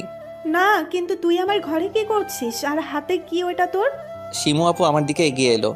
আমি ওকে মেডিকেল রিপোর্টটা দেখিয়ে বলি, এটা না তোমার প্রেগনেন্সি রিপোর্টের ফাইল? হ্যাঁ। কিন্তু আমি তো ভেতরে কোনো রিপোর্ট পেলাম না, কতগুলো ভুলভাল কাগজ। শিমু আপু আমার কথা শুনে চারদিকে তাকিয়ে দরজাটা বন্ধ করে দিল। তারপর নিজের বিছানার চাদরের নিচ থেকে কতগুলো কাগজ বের করে আমাকে দেখায়। এই যে রিপোর্ট, আমি ইচ্ছে করে লুকিয়ে রেখেছিলাম। কিন্তু কেন? এই বাড়ির সবাই তো জানে তুমি প্রেগনেন্ট, তাহলে লুকোনোর কি আছে বুঝলাম না। আমি আমার ব্যক্তিগত কিছু প্রয়োজনে লুকিয়ে রেখেছি, তুই বুঝবি না এসব ব্যাপার। বাড়ির লোকজন ছাড়াও বাহির থেকে আরো কত লোক আসে এই বাড়িতে, জানিস তো? আচ্ছা, তা তুমি প্রাচীর সাথে কোথায় বেরিয়েছিলে, আবার যেতে না যেতেই ফিরে আসলে? ও এই বলেছিল একটু মার্কেটে যাবে আমাকে নিয়ে। রাস্তায় যেতে না যেতেই মাইগ্রেন প্রবলেম শুরু হলো, আর যেতে পারলাম না। আমি শিমু আপুর কথা শুনে ঘর থেকে বেরিয়ে আসবো, ঠিক তখনও পেছন থেকে ডাক দিল আমায়। আচ্ছা, একটা কথা জিজ্ঞেস করি তোকে পল্লব? হ্যাঁ বলো। এই বিয়েতে তোর মত আছে তাই না? কোন বিয়েতে? কোন বিয়েতে আবার? তোর আর প্রাচীর বিয়েতে। তোমায় কে বললে এই কথা? না, এমনি আমার মনে হলো। তুমি আমাকে এখনো ঠিকঠাক চিনতেই পারোনি শিমু আপু। তুমি তো জানো তোমার গর্ভের এই বাচ্চাটা আমার ওর প্রতি কিছু দায়িত্ব আছে। শুধু ওর প্রতি কেন, আমার বাচ্চার মা তুমি, তোমার প্রতিও আমার কিছু কর্তব্য বোধ আছে। আমি কি না এসব ছেড়ে অন্য কাউকে বিয়ে করে নেব? এটা ভাবলে কি করে তুমি? শিমু আপুর দিকে তাকিয়ে দেখলাম ওর চোখ বেয়ে জল গড়িয়ে পড়ছে। আমি ওকে নিয়ে বিছানার উপরে বসালাম। তারপর ওর চোখের জল মুছে দিতে দিতে বলি, প্লিজ কান্না করো না। আমি জানি তোমার উপর দিয়ে কি বয়ে চলছে। আমার এক্ষুনি গিয়ে উচিত সবটা আমার পরিবারকে জানানো। যদি ওরা তোমাকে মেনে নাও নেয়, দরকার পড়লেই বাড়ি থেকে অন্য কোথাও চলে যাব আমরা। তারপরেও আমি নিজের কর্তব্য থেকে দূরে সরে আসবো না কখনোই। একটা কথা বলে রাখছি, তোমার আর তোমার এই বাচ্চার দায়িত্ব আজীবনের জন্য আমার। আর আমি এটাও চাই না আমার সন্তান অন্য কোনো কাপুরুষের পরিচয়ে বড় হোক। যদি তার জন্য তোমাকে বিয়ে করতে হয় আমি তাই করব, কিন্তু আমার মনের একটা খটকা দূর না হওয়া পর্যন্ত আমি যে সামনে পা বাড়াতে পারছি না। খটকা? কিসের খটকা? পরে বলবো তোমায়, যখন সেই খটকার সমাধান করতে পারবো। তুমি প্লিজ সেই কয়েকটা দিন সবকিছু সহ্য করে থাকো। আমি শীঘ্রই আমার পরিবারকে আমার ব্যাপারে সবটা জানাবো, তোমায় কথা দিচ্ছি। শিমু আপুকে কি করে বলি ও আমার সন্দেহের তালিকার বাইরে নয়? আমি এখন ওকে পুরোপুরি বিশ্বাস করতে পারছি না। যতদিন না পর্যন্ত নিজের বিশ্বাস ফিরে আসে আমি কিছুতেই ওকে আমার জীবনে স্থান দিতে পারবো না। শিমু আপুকে রেখে ওর ঘর থেকে বেরিয়ে গেলাম। বাইরে এসে দেখি ভাইয়া বসে বসে ফোন ঘাটছে। আমি ওর পাশে গিয়ে বসলাম। ভাইয়া আমার দিকে আর চোখে তাকিয়ে প্রশ্ন করে, কিরে কিছু বলবি? হ্যাঁ, তোমার সাথে কিছু কথা ছিল আমার। কি কথা বল? না, আজ আর সংকোচ করলে চলবে না। ভাইয়াকে যে করেই হোক ওদের সমস্যার ব্যাপার আমায় বোঝাতে হবে। আমি ভালো করেই জানি ভাবি যেগুলো বলেছে তা মিথ্যে নয়। কোনো স্ত্রী এমনি এমনি এরকম একটা সেন্সিটিভ বিষয়ে স্বামীর ওপর দোষ চাপিয়ে দিতে পারে না। তুমি আর ভাবি হ্যাপি তো ভাইয়া? মানে এ আবার কেমন প্রশ্ন? যা জিজ্ঞেস করেছি বলো। তোর দেখে কি মনে হয় আমরা অসুখী? কোনোদিন দেখেছিস আমাদের ভেতরে কথা কাটাকাটি হয়েছে? সব জিনিস দেখা যায় না ভাইয়া, যেটা দেখা যায় না আমি সেই দিক থেকেই জিজ্ঞেস করেছি তোমরা হ্যাপি কিনা। লক্ষ্য করছি ভাইয়া আমার কথা শুনে বেশ ইতস্তত বোধ করতে লাগলো। ও হয়তো এখনো বুঝে উঠতে পারছে না আমি কি বলেছি। বুঝলাম না, তুই এগুলো কি জিজ্ঞেস করছিস আমায়? কেন করছিস? বাবার মতো তোমাকেও বরাবর দেখে আসছি। বাইরের কাজ, ব্যবসা এগুলোই তোমার একমাত্র প্রায়োরিটি। তুমি তো আমার থেকে বড়, তুমি আমার থেকে ভালো বোঝো। একজন স্ত্রীকে শুধু খাওয়া পড়া দিয়ে সুখী করা যায় না ভাইয়া, আরও অনেক বিষয় থাকে। ভাইয়া হা করে তাকিয়ে আছে আমার দিকে, কিছুই বলছে না আমায়। আর যদি তোমার কোনো প্রবলেম থেকে থাকে আমি বলবো তুমি ডাক্তার দেখাও, নিজের সংসারের দিকে মনোযোগ দাও। ভাবি হয়তো খুব একটা ভালো নেই। এই বলে আমি ভাইয়ার সামনে থেকে উঠে গেলাম। একটা কথা সত্যি, ভাইয়া আমার কথা ঠিকই বুঝতে পেরেছে, হয়তো লজ্জায় সেটা বুঝতে দিচ্ছে না। আমি চাইলেই ভাইয়াকে গত রাতের সব ঘটনা বলে দিতে পারতাম, তাতে কারোর কোনো দিক থেকে ভালো হতো না, ওদের সম্পর্কটা ভাঙতো। ভাইয়া আমার কথার গুরুত্বটা বোঝে যদি ভাবিকে একটা ভালো ফিডব্যাক দিতে পারে তবে হয়তো ভাবি পাল্টেও যেতে পারে। কারণ আমি ভালো করে জানি ভাবি কিসের অপূর্ণতায় ভুগছে। ভাইয়া সেটা আগে পূরণ করতে পারলে হয়তো জল এত দূর গড়াতই না। সত্যি বলতে ভাবির থেকে ভাইয়ার ওপর বেশি রাগ হয় আমার। ওর উদাসীনতার জন্য ভাবি আজ পথভ্রষ্ট। আজকের সন্ধ্যায় আমি প্রাচীর জন্য ফার্মেসি থেকে কিছু ওষুধ কিনে আনি ওর মাইগ্রেন প্রবলেমের জন্য। ওষুধগুলোকে দেবার জন্য ওর রুমের ভেতরে ঢুকলাম, কিন্তু ভেতরে কোথাও প্রাচী নেই। ওর ল্যাপটপ আর ফোন টেবিলের উপরে পড়ে আছে। ওষুধগুলো রাখার জন্য টেবিলের ড্রয়ারটা খুললাম, ভেতরে চোখ পড়তেই চমকে উঠলাম আমি। ড্রয়ারের ভেতরে কতগুলো ছবি রাখা, এগুলো তো সব আমার আর শিমু আপুর সেই ঘনিষ্ঠ মুহূর্তের সময়ের। তার মানে সেই দিন ভিডিও করার সময় ছবিও তোলা হয়েছে, কারণ এই ছবিগুলো দেখে ভালো করেই বোঝা যাচ্ছে এগুলো কোনোভাবেই ভিডিও ক্যাপচার করে বানানো হয়নি। প্রত্যেকটি ছবিতে আমার মুখমণ্ডলের ওপরে লাল লিপস্টিক দিয়ে ক্রস চিহ্ন এঁকে দেওয়া হয়েছে। কিন্তু এই ছবিগুলো প্রাচীর ড্রয়ারে কি করছে? তবে কি সেদিন রাতের ভিডিও এটা হয় কি করে? ছবিগুলো বের করে একে একে আমি দেখতে লাগলাম। যতই দেখছি গা গুলিয়ে উঠছে। প্রাচী কিনা এগুলো নিজের কাছে লুকিয়ে রেখেছে, অথচ আমি এর কিছুই জানি না। তাহলে কি সেদিন রাতের ভিডিও রেকর্ডটা ওরই ছিল? কিন্তু সেটা কি করে সম্ভব? ওই রাতে বাড়িতে আমি, বাবা মা আর শিমু আপুই ছিল। তবে এটাও হতে পারে হয়তো কেউ বাইরে সত্যি ছিল, যখন আমরা ব্যস্ত ছিলাম সেই সুযোগে সে আমাদের ঘনিষ্ঠ মুহূর্ত রেকর্ড করেছে। হঠাৎ আমার চোখটা প্রাচীর ল্যাপটপের ওপর পড়ল। চারদিকটা তাকিয়ে দেখি কেউ নেই আশেপাশে। তড়িঘড়ি করে ল্যাপটপের কিবোর্ডের আঙ্গুল চালালাম। হতেই পারে এই ল্যাপটপের ভেতরে সেদিনের ভিডিওর কোনো ক্লু পেয়ে যাব, কিন্তু পাসওয়ার্ড না জানার কারণে আমাকে নিরাশ হতে হলো। ইতিমধ্যে আমাকে ভরকে দিয়ে ঘরের ভেতরে প্রাচী ঢুকে পড়ে। আমি পুরো হতভম্ব হয়ে গেলাম ওকে দেখে। এইভাবে হঠাৎ করে কোথা থেকে চলে আসলো বুঝতে পারছি না। কি ব্যাপার, তুমি আমার ল্যাপটপ ঘেটে কি করছো? ঘাটলাম কোথায়? তুমি যে পাসওয়ার্ড দিয়ে রেখেছো। ও, তার মানে তুমি সত্যিই দেখতে চেয়েছিলে? এইভাবে কারো ব্যক্তিগত জিনিসে হাত দেওয়া ঠিক না, জানো না? হ্যাঁ জানি, কেন জানবো না? তোমার থেকে এটা আশা করিনি আমি পল্লব। তুমি কিনা আমার ঘরে ঢুকে। ভাগ্যিস ঢুকেছিলাম, তাই তো আজ অনেক কিছু দেখতে পারলাম। কি দেখছো তুমি আজব? আমি ড্রয়ার থেকে ছবিগুলো আবারও বের করে ওকে দেখিয়ে বলি, এইগুলো তোমার ড্রয়ারে কি করছে? কি এগুলো? দেখে তো ছবি মনে হচ্ছে, আমাকে দেখাও। নাটক করছো? তোমার ড্রয়ারে কি আছে তুমি জানো না? সত্যি বুঝতে পারছি না এগুলো কিসের ছবি। আর কি হয়েছে বলো তো? তুমি আমার সাথে এইভাবে কথা বলছো কেন? কি করেছি আমি? আমি ভালো করেই বুঝতে পারছি প্রাচী সবকিছু বুঝেও না বোঝার ভান করছে আমার সামনে। ওকে ছবিগুলো দেখাতে যাব, ঠিক তখন ওপরের ঘর থেকে আম্মার ডাক এলো। আমি ছবিগুলো নিয়ে রুম থেকে বেরিয়ে গেলাম। আম্মার ঘরে যাবার সময় সেগুলো ছিঁড়ে ডাস্টবিনের ভেতরে ফেলে রাখলাম। যাক, নোংরা জিনিসের স্থান এর থেকে ভালো আর কি হতে পারে। কাল সকালেই ময়লার লোক এসে নিয়ে যাবে এগুলো। তবে প্রাচীকেও আমি দেখে নেব, ওকে আমার প্রশ্নের উত্তর দিতেই হবে। আম্মার সাথে কথা বলে ওনার ঘর থেকে একটু পরে বেরিয়ে আসলাম। এরপর সবাই মিলে রাতের খাবার সারি। খাওয়া দাওয়ার পরে যে যার রুমে গিয়ে শুয়ে পড়ে। প্রাচীকে ওর ঘরে যাবার জন্য আমার নতুন রুম অতিক্রম করে যেতে হয়।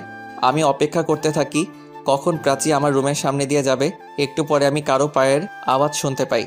প্রাচী দরজার কাছাকাছি আসতেই ওকে একটানে রুমের ভেতরে নিয়ে আসলাম। তারপর ওকে দেওয়ালের সাথে চেপে ধরি, আমার হাত ওর মুখে। প্রাচী শান্ত হতেই আমি হাতটা সরিয়ে নিলাম। কি হলো? আমার সাথে কিন্তু অসভ্যতা করছো তুমি পল্লব। অসভ্যতার তো কিছুই দেখোনি এখনো। আগে আমার কথার সাপ সাপ উত্তর দাও, নয়তো আজ তোমার সাথে কি করি দেখো। আমি ফিসফিস করে প্রাচীকে বললাম, ওর আর আমার মুখের ব্যবধান মাত্র কয়েক ইঞ্চি। কি করবে তুমি আমার? কিছুই করব না। আগে বলো, আমার ওই ছবিগুলো তোমার কাছে গেল কি করে? আমি এটাও দেখেছি তুমি ছবিগুলোর উপরে ক্রস সাইন দিয়ে রেখেছো। বলো এসবের মানে কি? আরে কিসের ছবি? আমি কি করেছি? আমি কিচ্ছু জানি না, বিশ্বাস করো। আমায় রাগিয়ে দিও না প্রাচী, যা বলছি ভালোই ভালোই উত্তর দাও।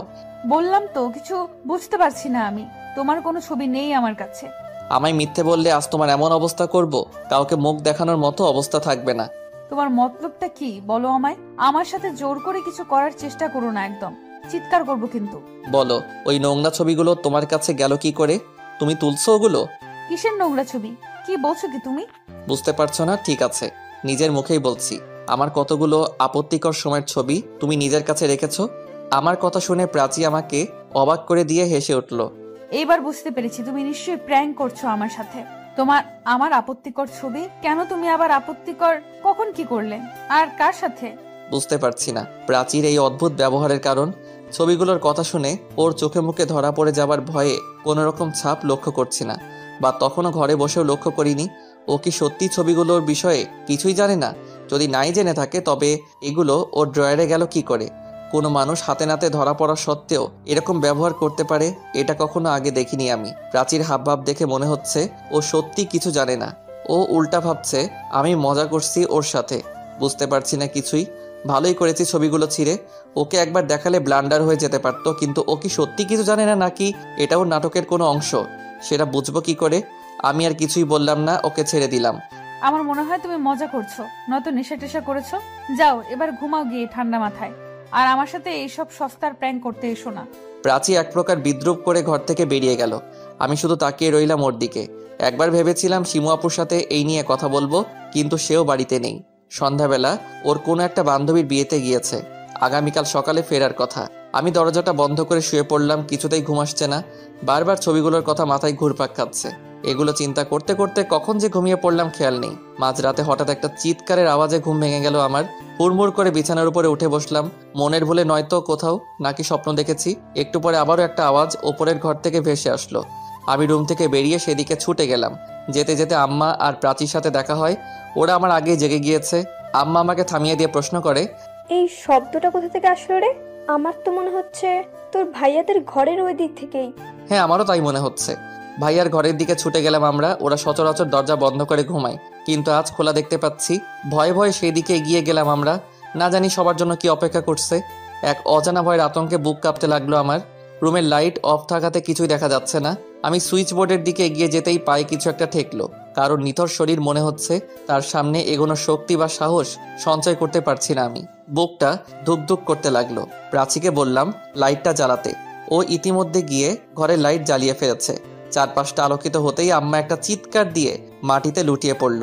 দেখতে পাচ্ছি দর্পণ ভাইয়ার ছুরিবিদ্ধ শরীর আমার পায়ের কাছে পড়ে আছে। সারা শরীর মুহূর্তেই কেঁপে উঠল আমার। চোখের সামনে যা দেখছি কোনো দুঃস্বপ্ন মনে হচ্ছে। বারবার মনে হচ্ছে এই বোধহয় স্বপ্নটা ভেঙে গেল, কিন্তু না। আমি ধীরে ধীরে বুঝতে পারি যা ঘটেছে সবটাই সত্যি। কেউ ভাইয়াকে খুন করতে এসেছিল। ভাইয়ার হার্টবিট এখনো শোনা যাচ্ছে। আশাহত মনে একটু হলেও আশার সঞ্চার হলো আমার। এদিকে আম্মা জ্ঞান হারিয়েছেন। প্রাচী তাকে নিয়ে খাটের উপরে শুইয়ে দিল আর চোখে মুখে পানি ছিটিয়ে জ্ঞান ফেরানোর অনবরত চেষ্টা চালিয়ে যাচ্ছে।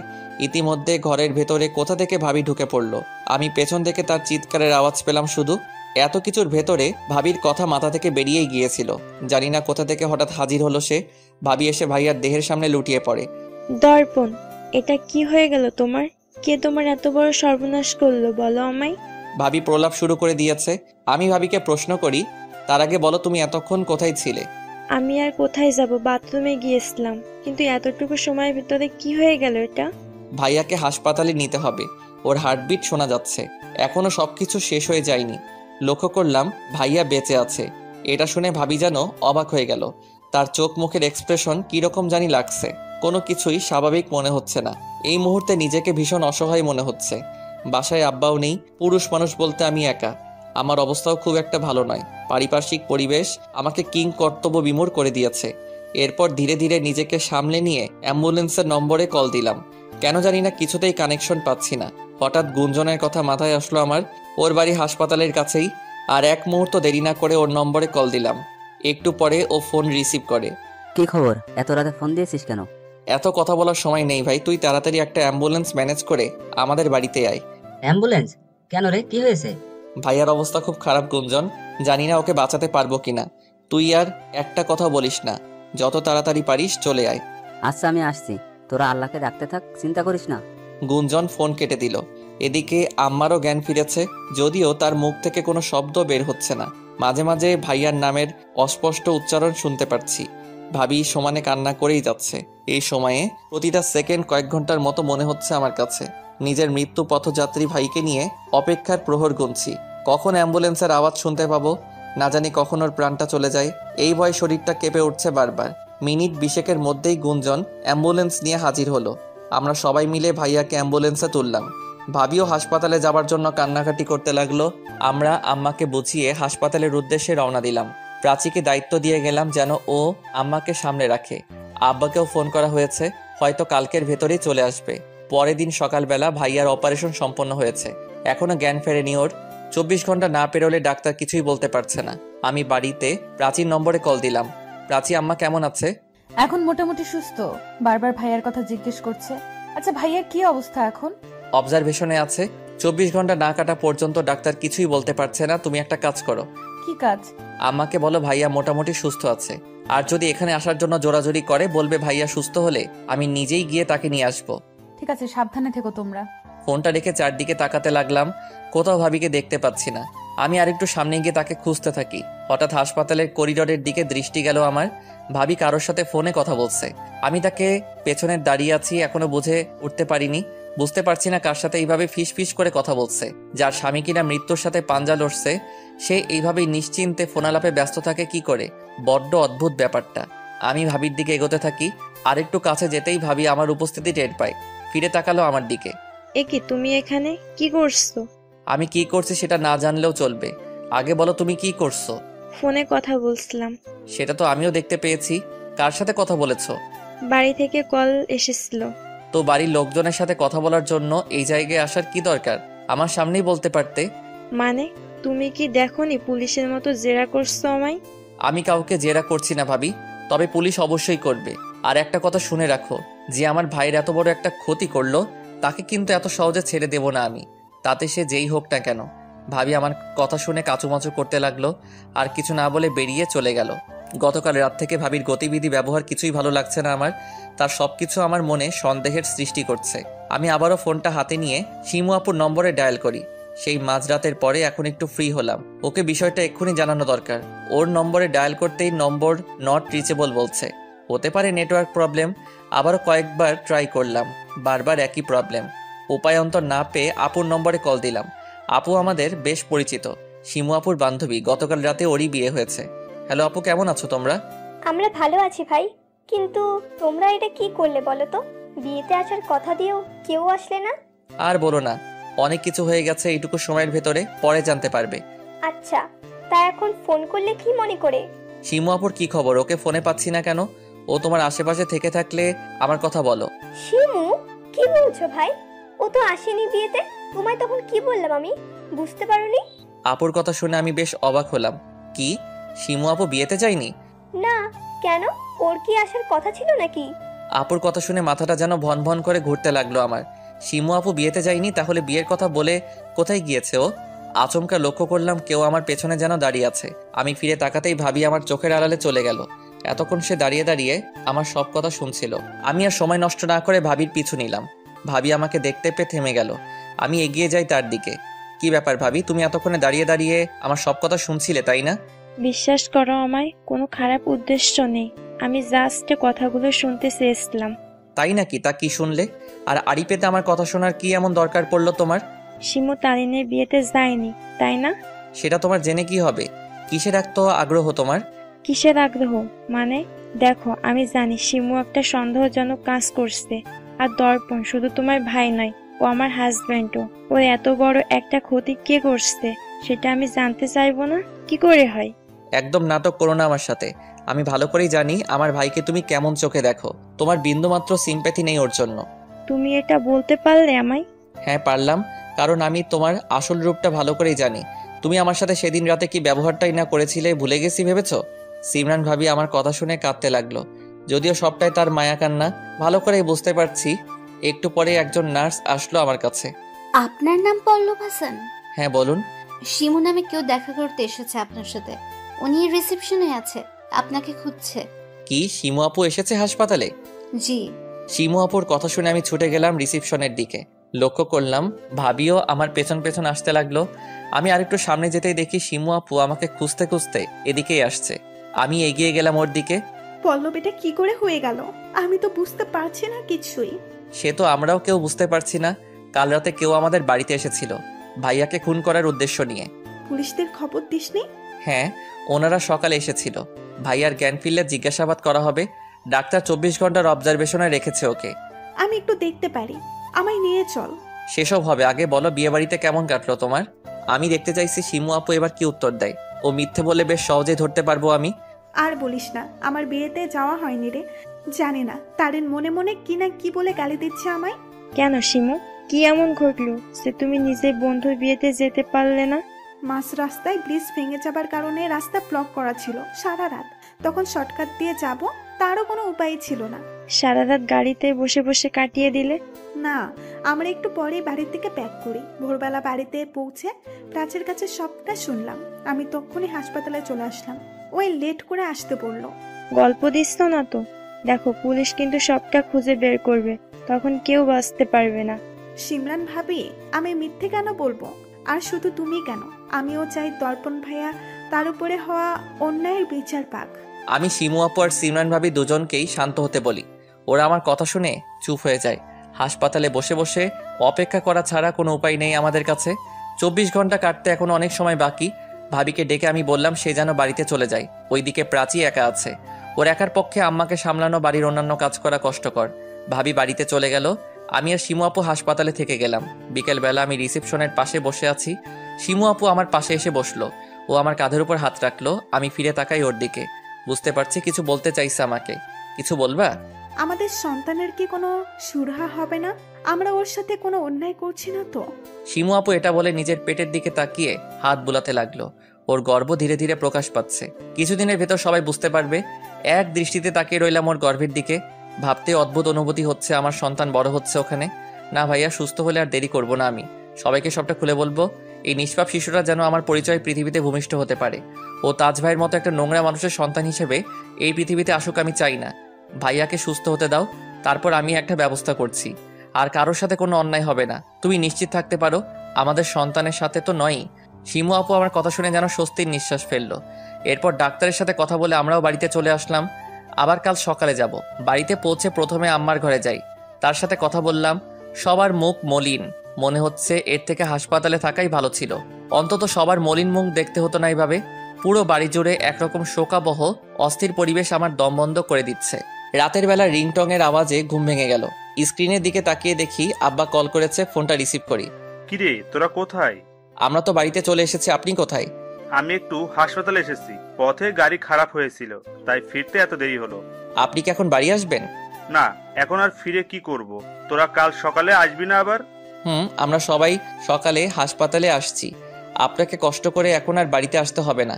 আব্বার সাথে কথা বলতে বলতে জানালার দিকে চোখ পড়লো আমার। পূর্ণিমার আলোতে বাহিরে সবকিছু মোটামুটি দেখা যাচ্ছে।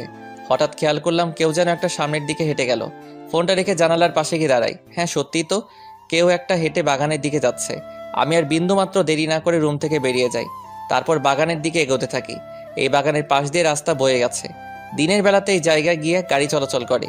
বাগানের কাছাকাছি আসতেই যা দেখতে পেলাম নিজের চোখে বিশ্বাস করতে পারছি না। একটা মেয়ের হাতে ধারালো ছুরি, ছুরির অগ্রভাগে রক্তের দাগ স্পষ্ট। মনে হচ্ছে সেই ছুরিটা যেটা দিয়ে ভাইয়াকে জখম করা হয়েছিল। মেয়েটা মাটি খুঁড়ে ছুরিটা তার নিচে চাপা দিয়ে রাখলো। আমি লুকিয়ে লুকিয়ে সবটা দেখলাম। কাজ শেষ করে মেয়েটা আমাদের বাড়ির দিকে ফিরল। তারপর চারপাশটা তাকিয়ে হেঁটে আসতে থাকে। একটু কাছাকাছি আসতেই আমার মনের সন্দেহ সঠিক প্রমাণিত হলো। হে খোদা, যা ভেবেছিলাম, এটা তো প্রাচী। প্রাচী চারদিকে তাকাতে তাকাতে বাড়ির দিকে এগিয়ে যায়। আমি গিয়ে ওর সামনে দাঁড়ালাম। আমাকে দেখে যেন ও আকাশ থেকে পড়লো। এ কি পল্লব, তুমি এখানে? ওর কণ্ঠে ভয় আর আতঙ্কের ছাপ স্পষ্ট। খুব ডিস্টার্ব করে ফেললাম, তাই না? তুমি এখানে কি করছো? এই যে তুমি ছুরিটা মাটির নিচে লুকালে, সেটাই দেখলাম দাঁড়িয়ে দাঁড়িয়ে। ভাগ্যিস আব্বার ফোন কলটা এসেছিল রাতে, নয়তো এত সুন্দর একটা মোমেন্ট যে মিস হয়ে যেত। প্রাচী আবারও সামনের দিকে পা বাড়ালো। আমি পেছন থেকে খপ করে ওর হাতটা চেপে ধরি। কোথায় যাচ্ছ শুনি? আজ আমার প্রশ্নের উত্তর না দিয়ে কোথাও যেতে পারবে না তুমি। আমায় ছাড়ো বলছি। আমি প্রাচীর বাহু দুটো শক্ত করে ধরে একটা গাছের সাথে চেপে ধরি। ও চোট পেয়ে আটকে উঠল। আমি ওকে প্রশ্ন করি, বলো এই ছুরিটা কিসের, যা তোমাকে এত রাতে এসে মাটির নিচে লুকাতে হলো? আমি কিচ্ছু জানি না, বিশ্বাস করো, ছেড়ে দাও আমায়। একদম চালাকি করার চেষ্টা করো না প্রাচী। আমায় মিথ্যে বললে আজ এখানে শেষ করে ফেলবো তোমায়। কেউ বাঁচাতে আসবে না। প্লিজ ছাড়ো আমায়, তারপর বলছি। আমি প্রাচীকে ছেড়ে দিলাম। ও ফুপিয়ে ফুপিয়ে কাঁদতে শুরু করলো। তারপর গাছের নিচে বসে পড়ে। দেখো, এখন এসব কান্নাকাটির নাটক করে কোনো লাভ নেই। তুমি ধরা পড়ে গেছো। ভালোই ভালোই সবটা স্বীকার করো আমার সামনে। বিশ্বাস করো পল্লব, আমি ভয় পেয়ে গিয়েছিলাম। আমার কোনো খারাপ উদ্দেশ্য ছিল না। বনিতা না করে যা করার ক্লিয়ারলি বলো। মেজাজ বিগড়ে দিও না আমার। তুমি বিশ্বাস করবে তো আমার কথা? আমি জানি হয়তো তুমি আমার কোনো কথাই এখন বিশ্বাস করবে না। কি হয়েছে আগে বলো, বিশ্বাস করার হলে নিশ্চয়ই করব। এটা কিসের ছুরি আর কোথা থেকে এলো আমি সত্যি জানি না। মানে? আজ রাতে হঠাৎ করে মাইগ্রেনের প্রবলেম শুরু হয় আমার। তারপর যখন মেডিসিন নেবার জন্য ড্রয়ারটা খুললাম, অমনি চমকে উঠি আমি। ড্রয়ারের ভেতরে দেখি একটা রক্তমাখা ছুরি পড়ে আছে। বিশ্বাস করো পল্লব, এটা কে রেখেছে আর কেন রেখেছে আমি কিচ্ছু জানি না। তবে আমি এইটুকু বুঝতে পারলাম কেউ হয়তো ফাঁসাতে চাইছে আমাকে, তাই আমার অনুপস্থিতির সুযোগ নিয়ে ছুরিটা আমার ঘরে রেখে গেছে, যাতে আমার সহজে ফাঁসাতে পারে। তারপর কি করলে? আমি খুব ভয় পেয়ে গিয়েছিলাম, কি করব বুঝতে পারছিলাম না। একবার ভেবেছিলাম তোমায় সবটা জানাবো, কিন্তু তুমি যদি আমার কথা বিশ্বাস না করে উল্টো সন্দেহ করো, সেই ভয়ে আমি সিদ্ধান্ত নিলাম ছুরিটাই লুকিয়ে ফেলবো। এরপর আর দেরি না করে এখানে চলে আসলাম আমি। তারপর কি হয়েছে তুমি তো নিজের চোখেই দেখেছো। হ্যাঁ দেখেছি, সবটাই দেখেছি। কিন্তু তুমি যে সত্যি বলছো তার প্রমাণ কি? কেন হতে পারে না তুমি নিজেকে বাঁচানোর জন্য মিথ্যে বলছো আমায়? প্রাচী আমার কথা শুনে আবারও কাঁদতে লাগলো। আমি ওকে একটা ধমক দেই। কি হলো, আবার কান্না করছো কেন? দেখো, তুমি যদি মিথ্যে বলে থাকো এই চোখের জল কিন্তু বাঁচাতে পারবে না তোমায়। আমি জানতাম তুমি বিশ্বাস করবে না আমার কথা, আর এখন কিনা প্রমাণ চাইছো। কি প্রমাণ দেব আমি? সেটা তুমি ভালো করে জানো। দেখো, তোমার তো সন্দেহ হচ্ছে আমি তোমার ভাইয়ের কোনো ক্ষতি করেছি কিনা, কিন্তু আমি এমনটা কেন করব? ভাইয়ার ক্ষতি করে কি লাভ আমার? তার থেকে বড় কথা, এই ছুরিটা যদি লুকানোরই ছিল আমি গতকাল রাতেই লুকাতে পারতাম, যখন তোমরা কেউ বাড়িতে ছিলে না। বলো তাহলে আজকে রাতে কি জন্য, কেন অপেক্ষা করলাম আমি? ধরা পড়বার জন্য? এই প্রশ্নের উত্তর দাও আগে। প্রাচী যে যুক্তি দেখাচ্ছে ফেলে দেবার মতো নয়। ও চাইলে গতকাল রাতে ছুরিটা লুকিয়ে ফেলতে পারতো, কিন্তু সেটা তো করেনি। কোনো অপরাধী অপরাধ করে তার প্রমাণ এক মুহূর্ত নিজের কাছে রাখতে চাইবে না, সেটাই স্বাভাবিক। তার প্রথম কাজ হলো সেই প্রমাণ লুকিয়ে ফেলা। প্রাচী আসল অপরাধী হলে ও সেটা কেন করলো না? তবে কি সত্যি মনের ভয় থেকে কাজটা করেছে? ভাবছি এই মুহূর্তে বাড়ির কাউকে বিষয়টা জানাবো কিনা। সকালে ভাইয়ার জ্ঞান ফিরলে হয়তো সবটা জানা যাবে। সেইটুকু সময় পর্যন্ত না হয় নিজেকে চুপ রাখি। দেখো, আমি এক্ষুনি কাউকে কিছু বলছি না। তুমি এখন থেকে আমার আশেপাশেই থাকবে, কোথাও যাবে না। কাল সকালবেলা সবাই মিলে হাসপাতালে যাব আমরা। ভাইয়ার জ্ঞান ফিরলে এমনিতেও প্রমাণ হয়ে যাবে তুমি সত্যি বলছো না মিথ্যে। ঠিক আছে, আর ছুরিটা কি করব এখন? চলো এটা তুলে নেই। হতে পারে এটা অপরাধের কোনো শক্ত প্রমাণ। এইভাবে ফেলে রাখাটা ঠিক হবে না। ছুরিটা মাটি থেকে তুলে আমরা বাড়ির ভেতরে চলে গেলাম। প্রাচী যাই বলুক না কেন, ওর ওপর থেকে সন্দেহের ছায়া বিন্দুমাত্র দূর হয়নি আমার। কাল সকাল না হওয়া পর্যন্ত কিছুতেই একা ছাড়া যাবে না ওকে। কারণ যে একবার অপরাধ করে ফেলে তার পক্ষে পরবর্তীতে হাজারোবার অপরাধ করা সম্ভব। প্রাচীর সাথে আমিও ওর ঘরে গেলাম। ও আমাকে দেখে বেশ অবাক হয়। কি তুমি এখানে? আমি আজ রাতে এখানেই থাকবো। মানে কিছু নয়, আমি সকাল না হওয়া পর্যন্ত এখান থেকে যাচ্ছি না। দেখো এটা কিন্তু বাড়াবাড়ি হচ্ছে। ভয় নেই, আমি তোমার কোনো ক্ষতি করব না। এই সোফায় শুয়েই রাত কাটিয়ে দিতে পারবো। তুমি গিয়ে নিজের বিছানায় শুয়ে পড়ো। কেউ তোমায় আমায় এক ঘরে দেখলে সর্বনাশ হয়ে যাবে, কেন বুঝতে পারছো না? আর আমি আজ তোমায় একলা ছেড়ে দিলে আরো বড় সর্বনাশ হবে না, তার কি নিশ্চয়তা আছে? তুমি আমার সাথে একদম ঠিক করছো না। প্রাচী গিয়ে ওর বিছানায় শুয়ে পড়ল। আমি সোফায় নিজের আধিপত্য বিস্তার করে নিলাম। তারপর ঘরের লাইটটা অফ করে দেই। একটু পরে কারোর উপস্থিতির আওয়াজে ঘুম ভেঙে গেল আমার। একটা হাত আমার মাথায় হাত বুলিয়ে দিচ্ছে। পূর্ণিমার আলো কাঁচের জানালা দিয়ে ঠিকরে পড়তে ঘরের ভেতরটা বেশ আলোকিত হয়ে আছে। আমি চোখ পেলে তাকিয়ে বেশ অবাক হই। এ কি প্রাচী, তুমি? হ্যাঁ আমি। তুমি এসেছো কেন? চলো বিছানায় গিয়ে শুবো, তোমার ঠান্ডা লাগছে। কিন্তু সেটা কি ঠিক হবে? কোনো ভুল হবে না, তুমি চলো আমার সাথে। প্রাচী আমার হাত ধরে ওর বিছানার কাছে নিয়ে গেল। ঘুমের রেশ তখনও পুরোপুরি কাটেনি আমার। প্রাচী আমাকে বিছানার এক পাশে শুইয়ে দিল। তারপর ও গিয়ে অপর পাশে শুয়ে পড়ে। আমাদের দুজনের মাঝখানে বিস্তর ব্যবধান। প্রাচী আমার গায়ের উপরে ওর চাদরটা টেনে দিল। তারপর চাদরের শেষ প্রান্ত দিয়ে নিজেকে আবৃত করে। সত্যি বলতে বেশ ঠান্ডা পড়েছে বাইরে। সকাল পর্যন্ত সোফার উপর শুয়ে থাকলে আমার কি হতো নিজেই জানি না। এরপর সকালবেলা ডাক্তার সাহেবের ফোন পেয়ে আমরা সবাই মিলে হাসপাতালে গেলাম। জানতে পেরেছি ওর জ্ঞান ফিরেছে, যদিও এখনো পর্যন্ত কথা বলতে পারছে না। পুলিশ যে কোনো সময় আসবে জিজ্ঞাসাবাদ করার জন্য। আমি, আম্মা, আব্বা, ভাবি, প্রাচী, শিমু আপু সবাই ভাইয়ার কেবিনে। একটু পরে পুলিশ চলে আসলো। পুলিশ অফিসার ভাইয়াকে প্রশ্ন করে, দর্পণ সাহেব, আমরা জানি এই সময়ে আপনার পক্ষে কথা বলা সম্ভব নয়।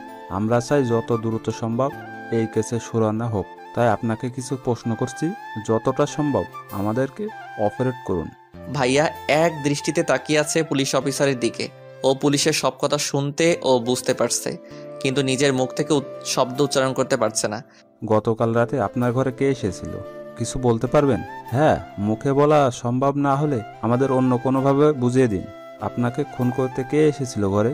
পুলিশের কথা শুনে ভাইয়া নিজের হাতটা উঁচু করে, তারপর আঙুল দিয়ে গিয়ে ইশারা করে। হ্যাঁ বলুন, আপনি কি বোঝাতে চাইছেন অপরাধী এখানে আছে?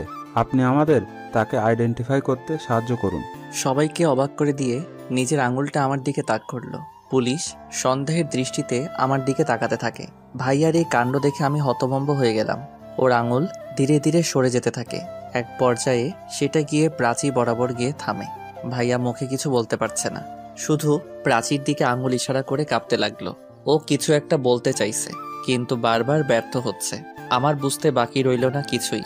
তার মানে আমি যা সন্দেহ করেছিলাম তাই সত্যি। এই সব কিছুর মূলে দায়ী প্রাচী। নিজের উপর অভিযোগের আঙুল উঠতেই প্রাচী বেশ ঘাবড়ে গেল। এ কি দর্পণ ভাইয়া, তুমি আমার দিকে আঙুল ইশারা করছো কেন? আমি তোমার কি ক্ষতি করেছি? আপনি কিছু করেননি তো? তিনি আপনাকে দেখাচ্ছে কেন? ভালোই ভালোই সবটা স্বীকার করুন ম্যাডাম। না, আমি কিছু করিনি। অনেক বড় একটা গেম খেলা হচ্ছে আমার সাথে, বিশ্বাস করো সবাই। আপু তুমি অন্তত বিশ্বাস করো আমায়। প্রাচী ওর বোন অর্থাৎ আমার সিমরান ভাবিকে উদ্দেশ্য করে বলে। সিমরান ভাবি এগিয়ে আসে। পুলিশ অফিসার, কোথাও একটা ভুল হচ্ছে আমার মনে হয়। আমার বোন এমন কাজ কিছুতেই করতে পারে না, ও নির্দোষ। আমি এতক্ষণ চুপ করেছিলাম, কিন্তু আর নয়, এবার মুখ খুলতে হবে আমায়। তোমার বোন মোটেও নির্দোষ নয় ভাবি, তার প্রমাণ আমি নিজে। এসব কি বলছো তুমি? পল্লব, তুই কি বলছিস? তোর কাছে কি প্রমাণ আছে তোর ভাইয়াকে প্রাচী খুন করতে চেয়েছিল? পল্লব সাহেব, আপনি এদের কারোর কথায় কান দেবেন না। আপনাকে ম্যানিপুলেট করার চেষ্টা করছে সবাই। যা বলার আমাদের বলুন। আমি গতকাল রাতে নিজের চোখে প্রাচীকে একটা ছুরি লুকোতে দেখেছি। আমার ধারণা ওই ছুরিটা দিয়েই ভাইয়াকে খুন করার চেষ্টা করা হয়েছিল। আমার এই কথাটা শোনার জন্য হয়তো কেউ প্রস্তুত ছিল না। সবাই হতবাক হয়ে গেল। পল্লব, আমি তো সবটা খুলেই বলেছিলাম তোমায়, তারপরও এভাবে ফাঁসিয়ে দিলে আমায়। তোমার এই কান্নার কোনো দাম নেই আমার কাছে প্রাচী। আমি এবার বুঝতে পেরেছি, আমার ভাইয়াকে তুমিই খুন করতে এসেছিলে। ভাইয়া তো আর মিথ্যা বলবে না। ওর কি শত্রুতা আছে তোমার সাথে বলো? একদম ঠিক বলেছেন পল্লব সাহেব। আপনার ভাই যেহেতু কালপিট নিজে আইডেন্টিফাই করেছে, তাছাড়া আপনিও সাক্ষী দিলেন, আমরা ম্যাডামকে গ্রেপ্তার করতে বাধ্য হচ্ছি। পুলিশের কথা শুনে প্রাচী প্রচণ্ড ভয় পেয়ে গেল। ও রীতিমতো হাউমাউ করে কান্না শুরু করে দিল। আপু, আমাকে বাঁচা, আমি কিচ্ছু করিনি, বিশ্বাস কর, আমাকে ফাঁসানো হচ্ছে। আপনি নিজেই ফেঁসে গেছেন প্রাচী ম্যাডাম, কেউ ফাঁসাচ্ছে না আপনাকে। এবার চলুন আমাদের সাথে। বললেই হলো, আমি কোথাও যাব না, কোথাও যাব না আমি। প্রাচী গিয়ে ভাবিকে জড়িয়ে ধরে। সত্যি বলতে আমার নিজেরই ভীষণ খারাপ লাগছে এই দৃশ্য দেখে, কিন্তু কি আর করার, অপরাধীকে যে শাস্তি পেতেই হবে। প্রাচী শুধু আমার ভাইয়ের সাথে নয়, আমার সাথেও অন্যায় করেছে। সেই দিনে ওর রুমে টেবিলের ড্রয়ারে আমি কিছু ছবি পেয়েছিলাম। তার মানে প্রাচী সেদিন মিথ্যে বলেছিল আমায়। আমার আর শিমু আপুর অন্তরঙ্গ মুহূর্তের ভিডিও ওই করেছে। ওর ড্রয়ার থেকে ছবি পাওয়া, বাগানে ছুরি পুঁতে রাখতে দেখা, ভাইয়ার সাক্ষী দেওয়া, এতগুলো বিষয় তো কাকতালীয় হতে পারে না। আর যাই হোক, ভাইয়া তো মিথ্যে বলবে না। এই সময়ে ও কেন মিথ্যা বলবে? প্রাচীকে ও নিজের বোনের মতো মনে করত। ওকে এমনি এমনি ফাঁসিয়ে দেবার তো কোনো প্রশ্নই আসে না।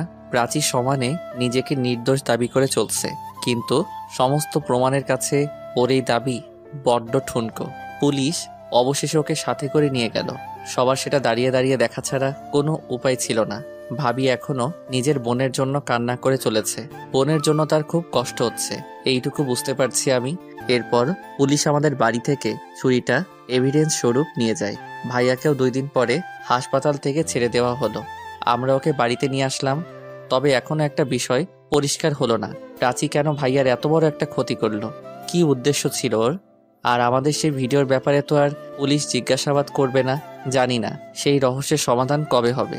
তবে আমি এই মুহূর্তে চাই ভাইয়ার অপরাধী উপযুক্ত শাস্তি পাক। ওর সাথে সবার আগে ন্যায় বিচার হোক। পুলিশের সাথে কথা বলার জন্য একটা ফোন কল দিলাম। হ্যালো, আমি পল্লব হাসান বলেছিলাম।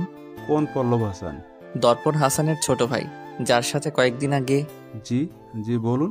একটা ইনফরমেশন জানার ছিল আপনাদের থেকে। বলুন, আমরা কিভাবে সাহায্য করতে পারি আপনাদের? প্রাচী আমার ভাইয়ার শ্যালিকা। ও কি এখনো পর্যন্ত কিছু স্বীকার করেছে? কিছু জানতে পারলেন আপনারা? না, সেরকম কিছু জানতে পারলে আমরা নিজেরাই কনফার্ম করব আপনাদের। উনি কিছুতে মুখ খুলতে চাইছেন না, বারবার নিজেকে নির্দোষ দাবি করছেন। অবশ্য সব অপরাধী প্রথমে এটাই বলে। আচ্ছা ঠিক আছে, কিন্তু জানতে পারলে জানাবেন। ধন্যবাদ।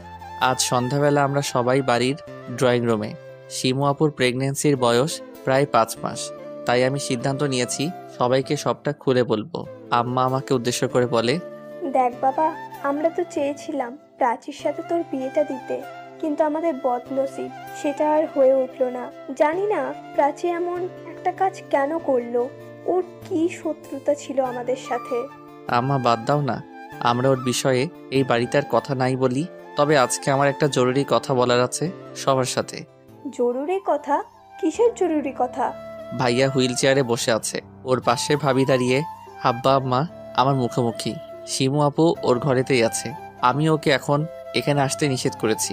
আমি সবার দিকে এক প্রস্ত তাকিয়ে বলতে লাগলাম, তোমরা আমার বিয়ে দিতে চেয়েছিলে একজনের সাথে, কিন্তু কোনো কারণে সেটা হয়নি। হয়তো আল্লাহ চাননি। আমরা ওনার ইচ্ছের উপরে কি করতে পারি? তুই আসলে কি বলতে চাইছিস? আম্মা, আমি বিয়ে করব, তবে প্রাচীকে নয়, অন্য কাউকে বিয়ে করব আমি। ভালো কথা। তা তোর পছন্দের কি কেউ আছে? যদি থেকেই থাকে এতদিন জানাসনি কেন আমাদের? সেই বাড়িতেই আছে। কি এই বাড়িতেই আছে? কার কথা বলছিস তুই? আমি শিমু আপুকে বিয়ে করতে চাই। আমার এই কথা শুনে সবাই স্তম্ভিত। একে অপরের মুখের দিকে তাকাতে লাগলো সবাই। বুঝতে পারছি সবার কাছে ভীষণ অদ্ভুত লাগছে হয়তো আমার কথাগুলো।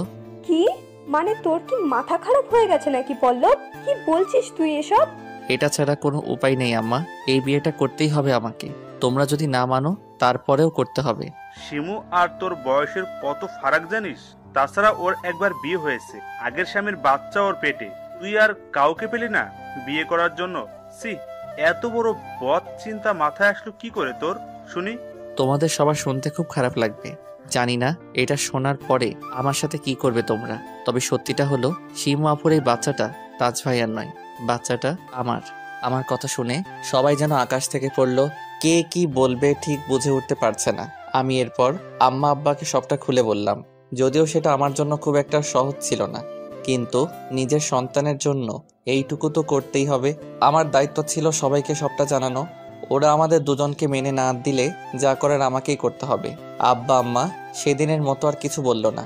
এর পরের দিন আব্বা আমাকে তাদের ঘরে ডাকলো। আমি বেশ ভয় আর দ্বিধাদ্বন্দ্বের ভেতরে আছি। না জানি কোন সিদ্ধান্ত অপেক্ষা করছে আমার জন্য। আম্মা আব্বা রুমে ঢুকে দেখি তারা আমার জন্য অপেক্ষা করছে।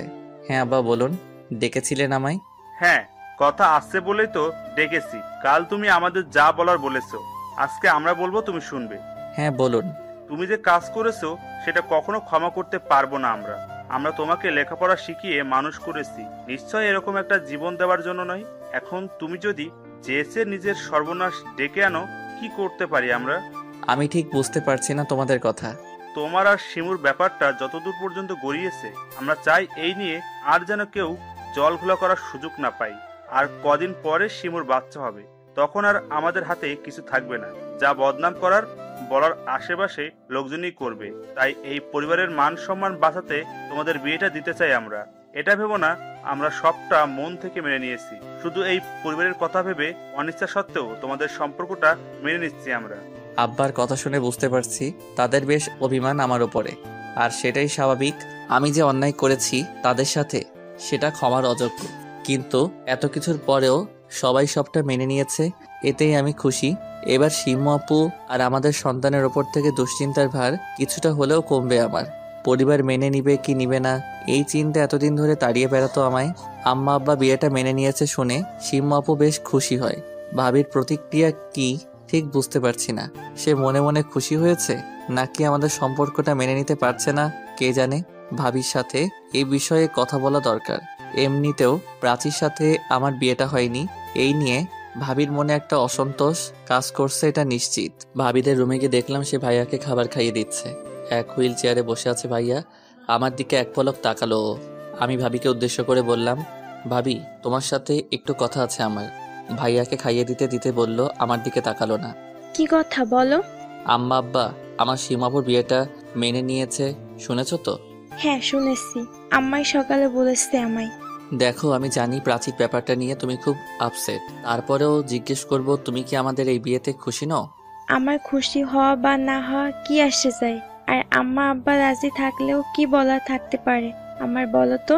হঠাৎ লক্ষ্য করলাম ভাইয়া আমার আর শিমুর বিয়ের কথা শুনে বেশ উদ্বিগ্ন হয়ে পড়লো। বারবার হাত পা নাড়াতে শুরু করলো, যেন কিছু বলতে চাইছে আমায়। আমি ভাইয়ার দিকে এগিয়ে গেলাম। ভাইয়া কিছু বলবি তুই? বল, কি বলতে চাস?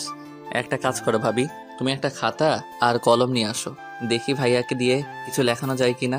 ভাবি আমার কথা মতো একটা খাতা আর কলম এনে আমাকে দিল। আমি ভাইয়ার হাতে কলমটা ধরিয়ে দিয়ে বললাম, ভাইয়া তুই যা বলতে চাস এখানে লিখে দে। ভাইয়া আমাকে কিছু বলার জন্য মরিয়া হয়ে উঠেছে, বুঝতে পারছি। ও বারবার চেষ্টা করছে কাগজে কিছু লেখার, কিন্তু ব্যর্থ হলো। এই সময়ে ওর উপর এত স্ট্রেস দেওয়া উচিত হবে না, এই ভেবে আমি ভাইয়ার হাত থেকে কলমটা নিয়ে নিলাম। তবে মনে মনে একটা খটকা রয়েই যায়। ভাইয়া কি এমন বলার জন্য এত চেষ্টা করেছিল জানি না। এটা তো কেবল ও সুস্থ হবার পরেই জানতে পারবো। আমি ঘর থেকে বেরিয়ে আসবো, ঠিক তখন ভাবি আমাকে পেছন থেকে ডাক দিল। তারপর আমাকে উদ্দেশ্য করে বলতে লাগলো, একটা সময় আমি তোমার সাথে অনেক বাজে ব্যবহার করেছি, এমন কিছু করেছি যা ভাবলেও ঘৃণা লাগছে। সম্ভব হলে ক্ষমা করে দিও আমায়। আমার তোমার প্রতি কোনো রাগ বা ক্ষোভ নেই। তুমি যদি সত্যি নিজের ভুল বুঝে ওই পথ থেকে ফিরে আসতে পারো, সেটা সমস্ত রকম ক্ষমার ঊর্ধ্বে। তোমার এই বদলটা দেখে সত্যি ভালো লাগছে আমার। তবে একটা কথা কি জানো? কি কথা? আমার কেন জানি মনে হয় তুমি এই বিয়েতে খুশি নও। কিন্তু কেন? দেখো আমি আগেই বলেছি, আমার খুশি অখুশির উপর কিছু নির্ভর করে না। তবে আল্লাহর কাছে এটাই চাইবো, তোমার ভালো হোক, এটাই চাই। যা করার একটু চিন্তা ভাবনা করে করো। এটা বলে ভাবি ঘরের ভেতরে চলে গেল। বুঝতে পারলাম না কিসের ইঙ্গিত দিল আমায়। ভাবি কিছু একটা বলতে গিয়েও বলতে পারছে না, এইটুকু বুঝতে পারছি আমি। যাই হোক, পরে না হয় আবার কথা বলবো ভাবির সাথে, এই ভেবে নিজের ঘরের দিকে পা বাড়ালাম আমি। যেতে যেতে একটা অদ্ভুত ব্যাপার লক্ষ্য করি আমি। কেউ গায়ে চাদর জড়িয়ে বাড়ির গেট থেকে বেরিয়ে যাচ্ছে। মুখ ঢাকা থাকার কারণে কিছুই বুঝতে পারছি না। আমি চুপি চুপি তাকে অনুসরণ করতে থাকি। লোকটা ততক্ষণেও গেট পেরোতে পারেনি। সে কিছু বুঝে ওঠার আগেই আমি পেছন থেকে গিয়ে তাকে খপ করে ধরে ফেললাম। কি ভেবেছিলে আমায় ফাঁকি দিয়ে পালিয়ে যাবে? সে আর হচ্ছে না। আমাদের ধস্তাধস্তির আওয়াজ শুনে বাড়ির সবাই বাইরে বেরিয়ে আসলো। আম্মা আব্বা শিমু আপু ভাবি সবাই। ভাবি বলে উঠল, আরে কে এটা? এত রাতে আমাদের বাড়িতে কি করছে? চুরি টুরি করতে আসেনি তো? চাদরটা টেনে খুলে দাও ওর। ভাবি এগিয়ে এসে আমাকে সাহায্য করে। লোকটার উপর থেকে চাদরটা সরিয়ে দিতেই সবাই অবাক দৃষ্টিতে তাকিয়ে রইল সেই দিকে। এ কি তাজ ভাইয়া, তুমি এত রাতে আমাদের বাড়িতে চোরের মতো ঢুকে কি করছো? শিমু আপু তাজ ভাইয়ার দিকে এগিয়ে আসে, তারপর সপারে তার গালে একটা চর বসিয়ে দিল। উপস্থিত সবাই চমকে উঠল শিমু আপুর এই আচরণে। তোমাকে না বলেছি এই বাড়িতে আসবে না, তারপরেও কেন এলে? আমার ভুল হয়েছে, ক্ষমা করো আমায়, আর কখনো তোমায় বিরক্ত করব না। শিমু আপু, কি হয়েছে আমাকে বলো। তাজ ভাইয়া এত রাতে আমাদের বাড়িতে কি করছে? ওকে সেটা জিজ্ঞেস কর, ও কি চায় আমার কাছে। কেন? তাজ ভাইয়াকে কেন জিজ্ঞেস করতে হবে? এর আগেও তোমাদের এই দুজনকে একসাথে দেখেছি আমি। বলো, তোমাদের দুজনের ভেতর কি চলছে? আমার মনে হয় তোমরা দুজন কিছু লুকাচ্ছ আমাদের থেকে। শিমু আপু কিছু বলতে যাবে, ঠিক তখন দর্পণ ভাইয়ার ঘর থেকে একটা আওয়াজ ভেসে আসে। মনে হলো এইমাত্র ভাইয়া আমার নাম ধরে ডাক দিল। আমরা সবাই দৌড়ে দর্পণ ভাইয়ার ঘরে গেলাম। ভেতরে ঢুকতেই দেখতে পাই ভাইয়া মেঝেতে পড়ে আছে। কাছে গিয়ে ভাইয়াকে তুলে আবারও হুইল চেয়ারে বসিয়ে দিলাম। লক্ষ্য করছি ভাইয়ার হাত পা এখনো কাঁপছে। ভাইয়া কথা বলার আপ্রাণ চেষ্টা করছে, কিন্তু বরাবরের মতো ব্যর্থ হলো। কিছুতেই বুঝতে পারছি না ও কি বলতে চাইছে। ভাইয়াকে রুমে রেখে আবারও গেটের সামনে গেলাম আমরা। তাজ ভাইয়া এখনো দাঁড়িয়ে আছে, তার সাথে শিমু আপু। এবার বলো তাজ ভাইয়া, তুমি এত রাতে কেন এসেছো আমাদের বাড়িতে? আমি তাজ ভাইয়াকে জিজ্ঞেস করি। আমি বলছি ও কেন এসেছে এখানে। তোমার থেকে আমরা কিচ্ছু শুনতে চাই না শিমু আপু, আজ যা বলার তাজ ভাইয়া বলবে। ঠিক আছে, বলছি আমি। দেখো, আমি শিমু এটাই বুঝাতে চেয়েছিলাম ও যেন সব ভুলে আবারও আমার সংসারে ফিরে যায়। বিশ্বাস করো, ওকে আমি মেনে নিব, ওর সন্তানেরও মেনে নিব। আমি ভালো করে বুঝতে পারছি তাজ ভাইয়া মিথ্যে বলছে। ও যে মন মানসিকতার মানুষ, তাতে অন্য কারো সন্তানকে মেনে নিতে পারে না, এটা হতেই পারে না। তাজ ভাইয়া মিথ্যে বলছে, অথচ শিমু আপু চুপ করে আছে। তার মানে এই মিথ্যাচারের শামিল শিমু আপুও। ওরা দুজনেই আমাদের সাথে হয়তো গেম খেলছে। এর আগেও ওদের দুজনের ভেতরে যে একটা কমিউনিকেশন টার্ম আছে, তার প্রমাণ বহুবার পেয়েছি। আমি তাজ ভাইয়াকে বললাম, তুমি যে সত্যি বলছো তার প্রমাণ কি তাজ ভাইয়া? আর হঠাৎ করে তোমার ভেতরে কেন এত মহানুভবতার উদয় হলো সেটাই তো বুঝতে পারছি না। বিশ্বাস করো পল্লব, আমি নিজের ভুলটা বুঝতে পেরেছি। তোমার কোনো কথাই বিশ্বাসযোগ্য নয়। আমি তোমাদের দুজনের কাউকে বিশ্বাস করি না। পল্লব, তুই আমাকে ওর জন্য অবিশ্বাস করছিস? আমি ভাবতে পারছি না। তোমাকে আর কিছু ভাবতে হবে না, এবার যা করার আমি করব। কি করবি তুই? আমি আর কোনো কথা না বলে